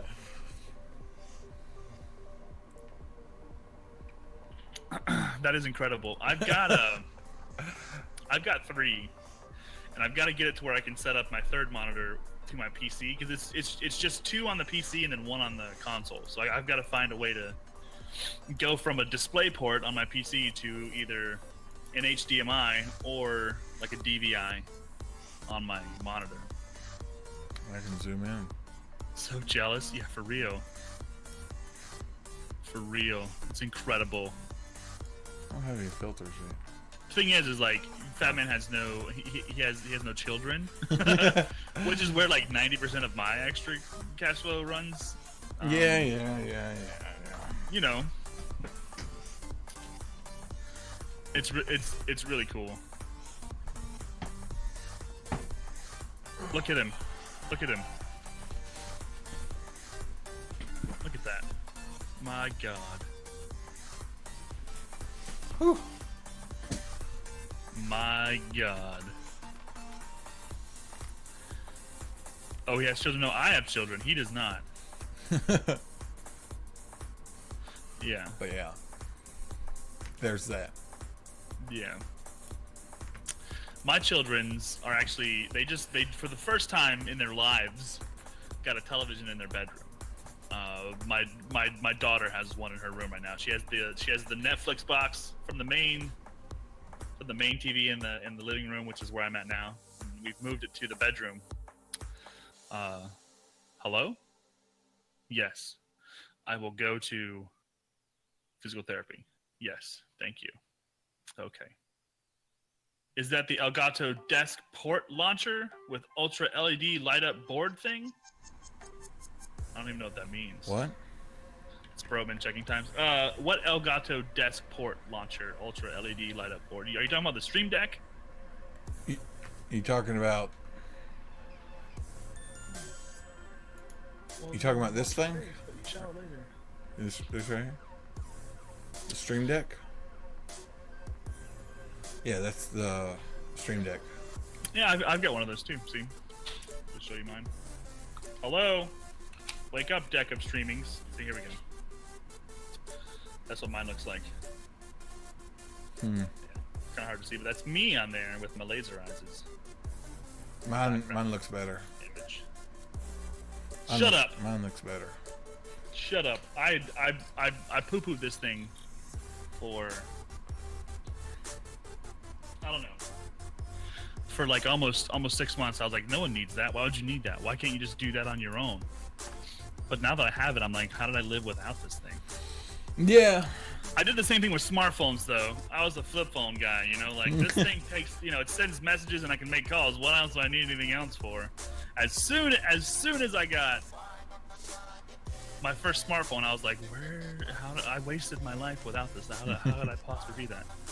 Remembering the hotkeys, no, dude, that's the thing about it is like the hotkeys are, you can write whatever you want to on it. You can put whatever image you want to behind the button. I've got like I got the description of what they are. I wouldn't remember that shit. Yeah, basically like, I wish I could show you what it looks like. I think you can probably pop it up on your desktop, like the actual program.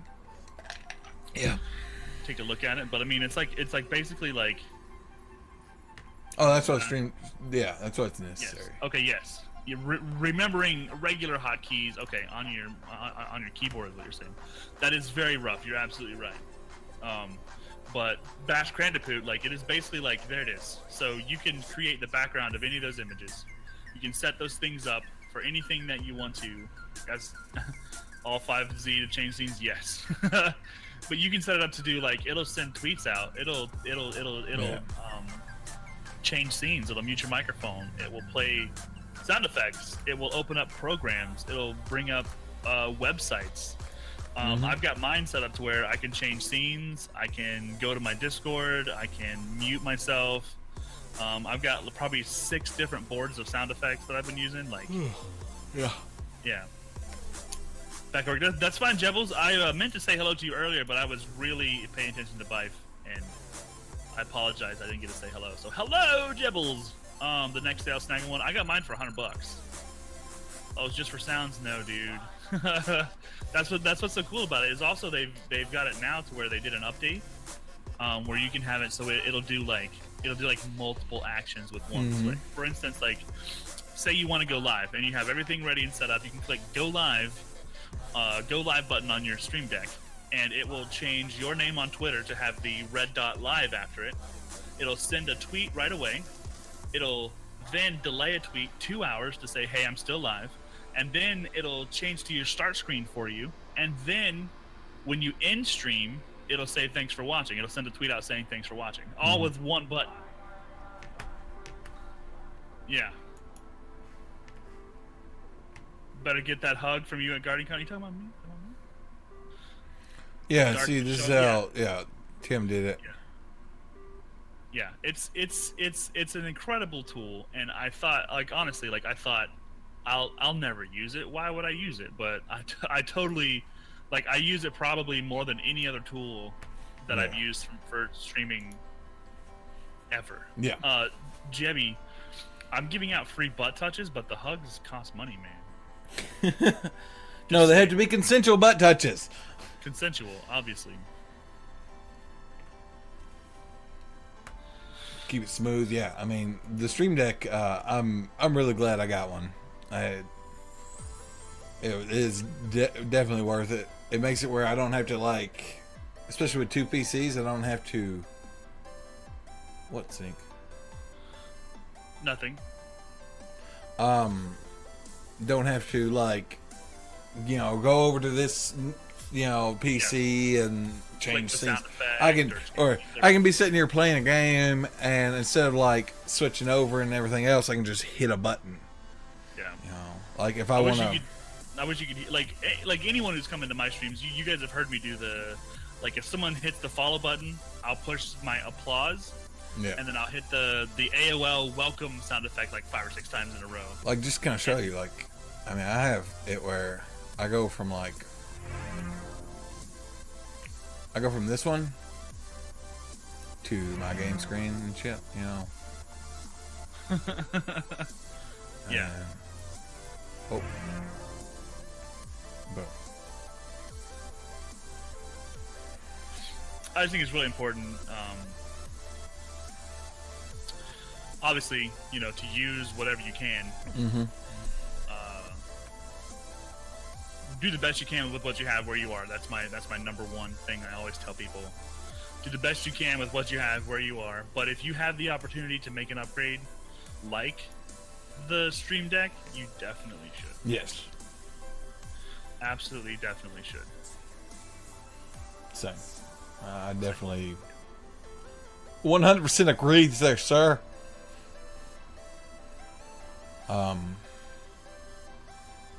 You don't got anything else to talk about? We was talking about, like, scheduling and peak times, you know. I know we said we was going to kind of, like, touch on it, but, like, with the whole scheduling, like, you know, you need to figure out your scheduling, like, when you're going to be live and stuff, but also you start to see those peak times of when, you know, viewers are, you know, around. And that kind of is where you base scheduling off of. I was going to ask Byf about it because I remember he was talking about it on the Broman podcast. You know, he was sitting there saying, like, you know, if it takes him you know, the day to like figure all this out and get it all rendered and everything else. If it's like 8 o'clock his time, then he'll go ahead and do the upload and put another video out, because it is like on the West Coast here, it's like noon and everyone's at lunch, or on the East Coast, people are just getting really off work and everything else, you know. So it kind of reaches like the viewership right there. Boxers versus briefs versus boxer briefs. That's easy. Commando. Listen, I live in Florida, okay? And in Florida, you have this permanent condition called swamp ass. Now, there's nothing you can do about it. If you have the wrong underwear, swamp ass will turn into crotch rot. And no one likes crotch rot. So, personally, I use a t-shirt style cotton boxer, if that helps you at all. They're not like the weird thin flannel style boxers that you see. They're like a cotton t-shirt, but they're just regular boxers. I used to wear boxer briefs, but the crotch rot was bad enough to like make my brain. See, actually, I will say I've been getting like those, you know, like those. I guess they're like more like a brief kind of thing, where it's like the real, you know, breathable material. You know what I'm talking about, Sneak? Yeah. Also, like I wear those. Yeah, and I mean, like, I think it's important to understand too, like, if I'm at home and my kids aren't here, I'm not wearing pants. Sometimes even if my kids are here, I'm not wearing pants. But if I do have to put on pants, it's usually like basketball shorts, like athletic style, very lightweight basketball shorts. Mm-hmm. So, I mean, I've got these nice. I've actually got enough, I think, to get me through all of Guardian Con now. Maybe. I think also like what people don't realize is like the style here in Florida for most people is shorts and flip flops.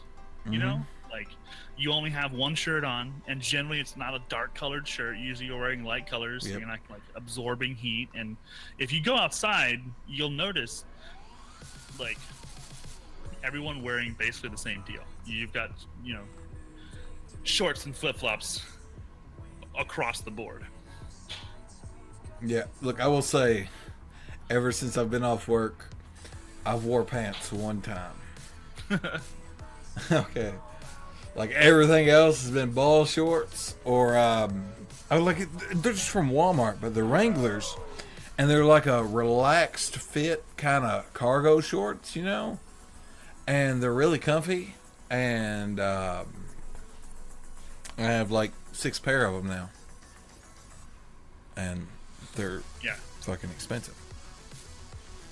Shorts, flip flops, and Tommy Bahama shirts. I mean, the Tommy Bahama shirt is optional. I'm getting a Tommy Bahama shirt before Guardian Con. Okay, I'm wearing a Tommy Bahama shirt to Guardian Con. If you want to be super styling, then absolutely like Tommy Bahama. But most people just choose t-shirts because. And I'm gonna wear my Crocs. Because you're gonna sweat through it. I think, for instance, I remember when it was the second Guardian Con, the first time it was called Destiny Con. Yeah. They made like a PSA for everyone to like completely. Please understand, don't die when you're in Florida because it's going to be stupid hot, and you're going to be dealing with like a bunch of being outside. So. And also, like, I don't care what you pack for Guardian Con, okay, people? But just remember to pack one thing, okay? Or get it. Okay, if you forget it, go to the store, get it. Get some damn deodorant, okay? Yeah. Yeah. Also, I don't want to be in the convention center and be sitting there like, God. Also, I know that a lot of people are planning on coming early and maybe staying late, you know, being in Tampa and enjoying the environment and stuff. Like, definitely 100%, even if you're not going to be fully outside in the sun, put on some sunscreen. Screw that, golly. I just got over me peeling, okay? Look, yeah. Do you like skin cancer? No. No. I guess I'm going to bring me some sunscreen. I hope you don't. I hope you don't like skin cancer, but trust me, especially on places where you're not used to like getting sun. For instance, if you're from up north, you're not used to wearing shorts regularly, you're gonna burn on your legs. And it's weird to have like lobster legs just because you decided you're gonna walk around and shop for a couple of hours. Especially the back of your neck. I know a lot of people, you know, redneck, whatever, blah blah blah. Like, but the back of your neck, Yeah. yeah. Yeah. You're gonna get burned. Yeah. It's gonna happen, unless you plan on being a complete night owl and hiding in your hotel room, which is fine too. It's fine too. Dude, I'll burn. I work in the sun all day at work. I mean, I know that, Jebby. I'm just saying, like, for most people, Make sure you comfortability. wear Yeah. lily white skin. SPF 100, dude. Yeah. Like Radiofish, like you're not joking, man. Like, Yeah. like you're absolutely not. When my kids go outside, even if it's just to play in the yard, like they put on a little bit of sunscreen. They put it across the bridge of their nose and the back of their neck, and honestly, like skin cancer is a huge problem in places like Florida and California and things like that, because people spend so much time turning themselves into like alligator handbags on the beach.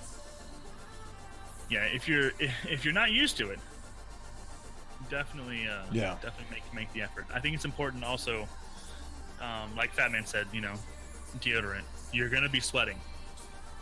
Yeah. Your brand new Tommy Bahama shirt is gonna have pit stains. Oh yeah, most definitely. I don't even care.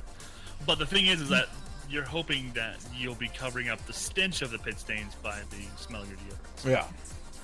Just practice basic human. And look, after the day's over with, and you go back to your hotel, stumble back to your hotel, wherever you're going, whenever you wake up, before you do anything else, okay, just hop in the shower a little bit, rinse off, wash off, okay, because Also, something else that you happens might be here- wearing deodorant, but I don't want to smell your sweaty swamp ass. No boob sweat money. That's an important thing too. I used to deliver pizza for a long time, and anytime someone tried to pay me with boob money, I would legitimately reach into my pocket and get the receipt and like grab their money with the receipt. Like, I'm not touching your boob money. That's disgusting. But also, like, people don't understand. In Florida, there's this thing that happens in the shower that doesn't happen in most of the places. Can you guess what it is? What? Anybody? Well, let's see if Jack can figure it out. What do people in Florida do different in the shower? I bet you said, like, Goat and Bash both said that they're from Atlanta and Georgia and those places. Drink? I mean, that's normal. Hey, you're never you're never too high class for a shower beer. It's true. People in Florida, maybe people who are southern will understand it too. Cold shower. Good job, Uncooked. Oh, and yeah. Radiofish. Okay. People listen. You in Chit-chat. Florida, there's two types of showers. One of them is like the end of the day. I'm about to lay down in bed. I need to be clean. Wash my body with soap and shampoo and the whole deal. And then there's the second one. They also poop, yes. There's the second one, which is like just the daily rinse. If you're at a point where you've been outside for any period of time, like, you can jump in the shower for 10 minutes, cold shower, rinse off, and you're good. Uncooked Bloom, I live in Memphis. Nice, okay. Trust me though, guys, like, a nice cold shower, it helps refresh yeah. you, it helps wake you up. It's good for your skin too. But also it's a kind of a hygiene issue in the place where you end up sweating a lot. See, I love taking a cold shower. I enjoyed them. I enjoy them in the summertime. I really do. Yeah, well, when wintertime rolls around, the warm / hot showers are obviously the way to go no matter what. But we have winter for 4 to 5 days maybe, so we don't really get to enjoy them that much. But on that same note, I'm looking forward to seeing everyone at GuardianCon. I know Fat Man, Bacon, you guys are going to come early. Killa McGillicuddy. A lot of us are going to be here, and we're going to be enjoying our company before and after the con. So definitely, if you want to hook up with us while you're here at the con, let us know. But also, If you would like us to create content and give you kind of a sneak peek, if you can't make it, you can definitely follow our channels. You can follow our Twitters, hang out in our Discord. You'll be able to get a little bit of insight as to what's happening through all those outlets. So definitely. That's why I love having a pool in the house. We stay to Florida, go to the parks, come back, jump in, cool down, quick shower for bed, good time. Yes. I A lot of mean, people in Florida have pools. It's very common.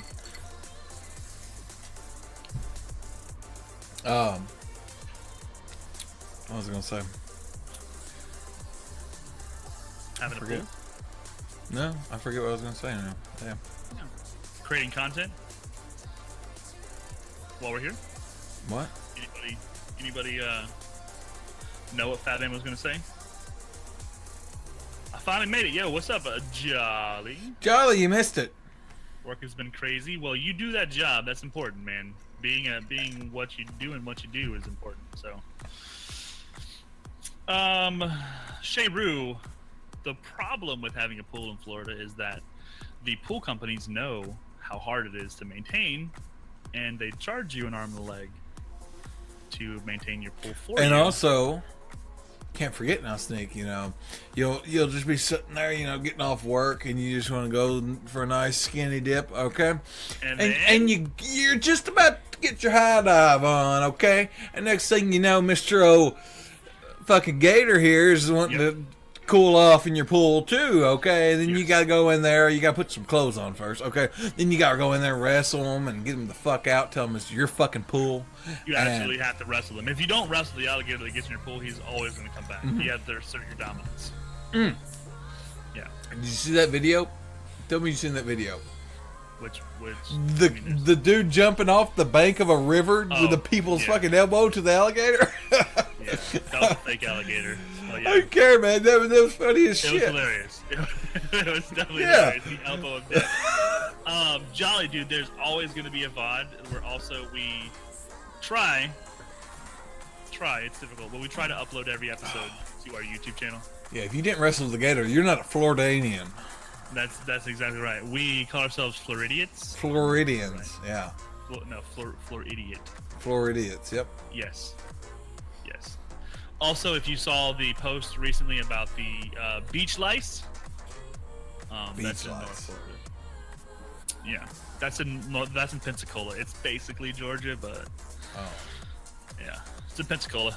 There's no beach lice down here, so we're definitely going to upload. That's closer to Alabama, even worse. Or take guns and shoot hurricanes. I mean, if everyone turns their fan towards the East Coast when a hurricane's coming, the whole state does it. The hurricane goes away. Look, people up here, whenever that worked at the electric company around here, whenever that hurricane was going on down towards y'all, and they had to go down there and fix the power lines. Yeah, dude, we had hundreds and hundreds of companies come down for that. Well, they came down for that, but like it was like during the storm and everything else while it was going on, right? Like, yeah. Well, my buddy, he said he was drunk on the beach in the middle of the hurricane, like whenever it was supposedly going on. And his boss was telling them all to get in, you know, go back to the hotel and stuff. And they were just out there drunk. And he's even got a picture of him holding up a flag saying, "Bring it on, Nader," you know, or bring it on with a beer in his hand. Yeah. It's pretty funny, you know. Typical tourist. Listen, people not from Florida or not from the area kind of have an idea of like what hurricanes are, and I don't think it's always a correct idea. 9 times out of 10, if there's a hurricane coming, it is just going to be rain. The thing about a hurricane is that if it's a bad one, that rain is accompanied by a very strong wind, and it doesn't stop for over a week. There's no difference between Pensacola and South Georgia. I agree, Bash Candipoot. But I think that, you know, for instance, like when people say, "Oh, you know, we went through the hurricane," that generally means that you spent a couple days without any power, drinking beer on your back porch while it drizzled for weeks on end. Sounds like my kind of party. Hurricane is not a water tornado at all. at all. If it gets really bad, then there's definitely destructive forces surrounding the eye of the storm itself. But for the most part, 9 times out of 10, it's just a very, very slow-moving rainstorm that just floods everything. Basically, everything south of Macon's, Florida. Well, hold on now. Waterbender. But see, and that's what's so weird about Florida is that it's not even really considered a southern state. Like, it's something completely different here. Yeah. Things are just wacky. Things are fucked up. I mean, I go down to Moultrie. I try to go down every year, but I mean I consider that Georgia, not Florida. Okay, go. Listen, though, at the end of the day, I'm sure every one of us has something to say about the states we live in, the cities. Like, I don't claim the Eastern Kentucky. That's definitely true, though. So yeah, I mean, I'm from near there. Yeah, I go down for the swap meet bash. I sunburnt my eyelids. Nice one, Shadow. I mean, listen to this though. Okay, like one time we went to the beach. And like I said before, we're very good about putting on sunscreen. My wife forgot to put sunscreen in a very tender place. Oh. Can you guess where?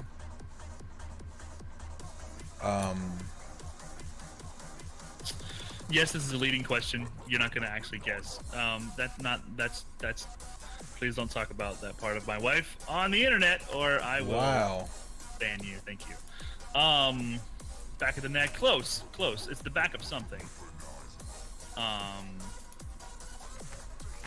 Back of something that you guys wouldn't even really consider a necessary place to put sunscreen. Back of your legs. It was the back of her knee. It was like your knee pit. Oh. Right? And like that got like lobster red sunburn.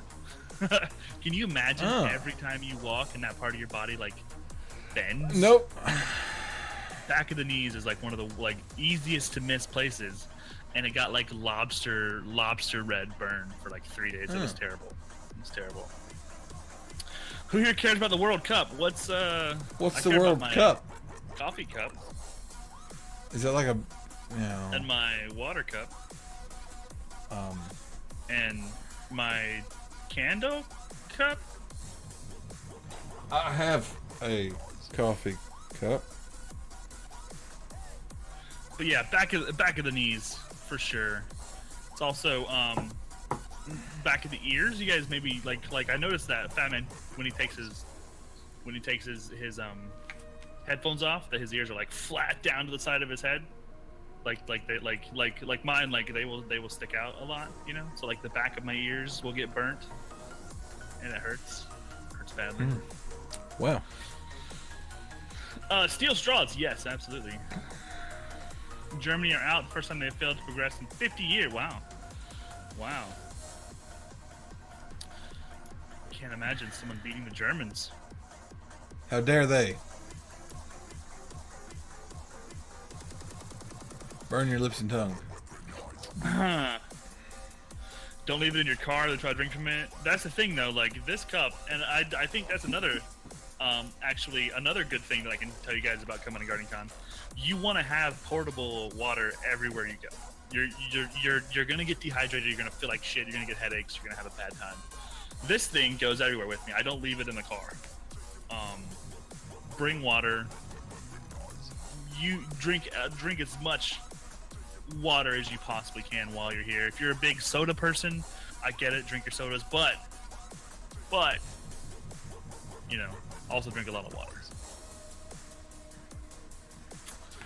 Yeah, lots of water. It's the season where old people die left and right from dehydration.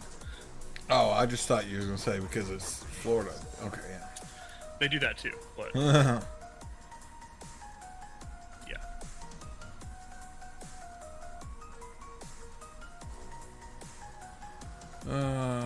What was it? My gallon of water. Get you one of those backpacks. You know what I'm talking about? Camelbacks, yeah. Yeah. Yeah. You get like the little straw right here. You can like. Yeah. Yeah. It's like, oh, you want a drink? Thank goodness I have my new Guardian Con VIP water bottle. You'll have that when you get there. Wait, no. Are they sending those out?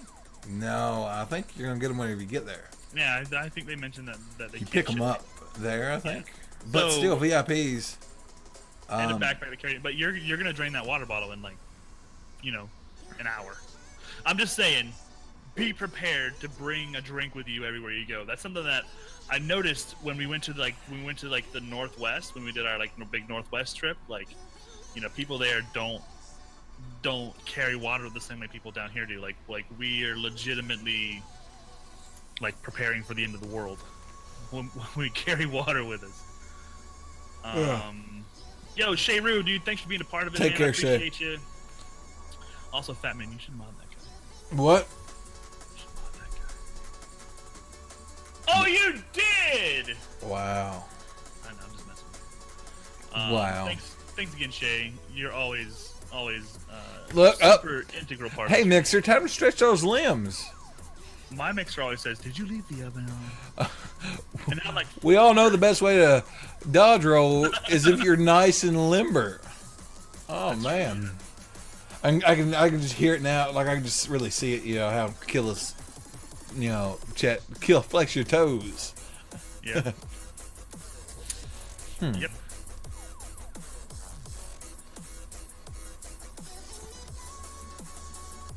You have to prepare for the end of the world. Florida will be the first to go. I mean, I think Florida will be the first to suffer from the collapse of the infrastructure because so many old people are going to die. But I think Killa's right. I think California is going to be the first to actually fully collapse, mainly because they're on a fault line. Yeah, those mountains are going to come to the sea, and everyone's going to be Everyone's murdered gonna by just go kablooey. radioactive dolphins. Wow, dude. I think we did a really good stream today. I'm Shit, yeah. willing to call it if you're willing to call it. I'm willing to. I mean, I'm also willing to hang out for a little longer if you want to as well. I've got to pee, then I gotta go with my uncle and pick up a truck. Actually, he's not really my uncle. Okay, he's my aunt's husband. Oh, Yeah. that makes him your uncle. No. Yeah. See, you would think that, okay? But that would also make him my papa's son-in-law. And my papa still claims my aunt's ex-husband and my dad before he claims him as his son-in-law. Yeah. He's one of those we just don't claim. So then, I guess would be a good thing. Let you guys know: work hard, stay humble, remember your past, push for a better future.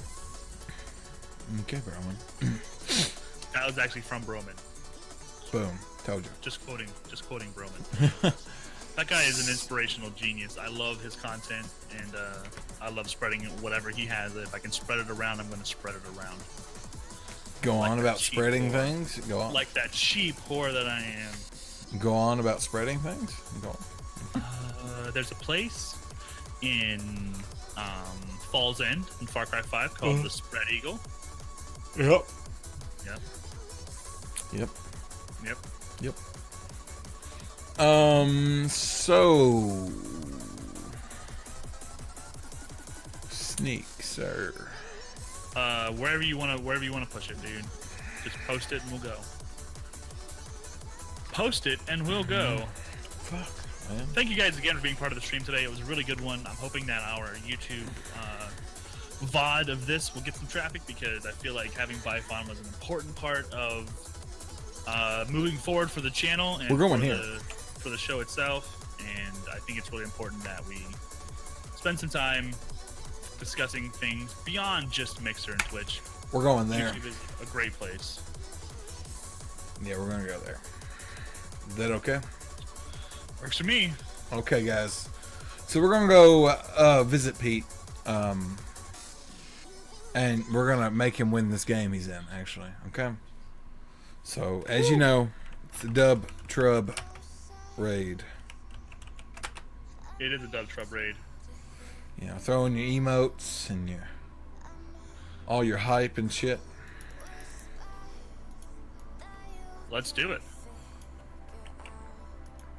Oh, I see that. Okay, so I'll see y'all tomorrow for whenever Me too, and Sneak, tomorrow. whenever. No, wait, shit. I might see y'all tomorrow because I got a doctor's appointment, then I got a physical therapy appointment in the evening. I might get y'all tomorrow night. Then Friday, me and Sneak are gonna co-stream Fallout.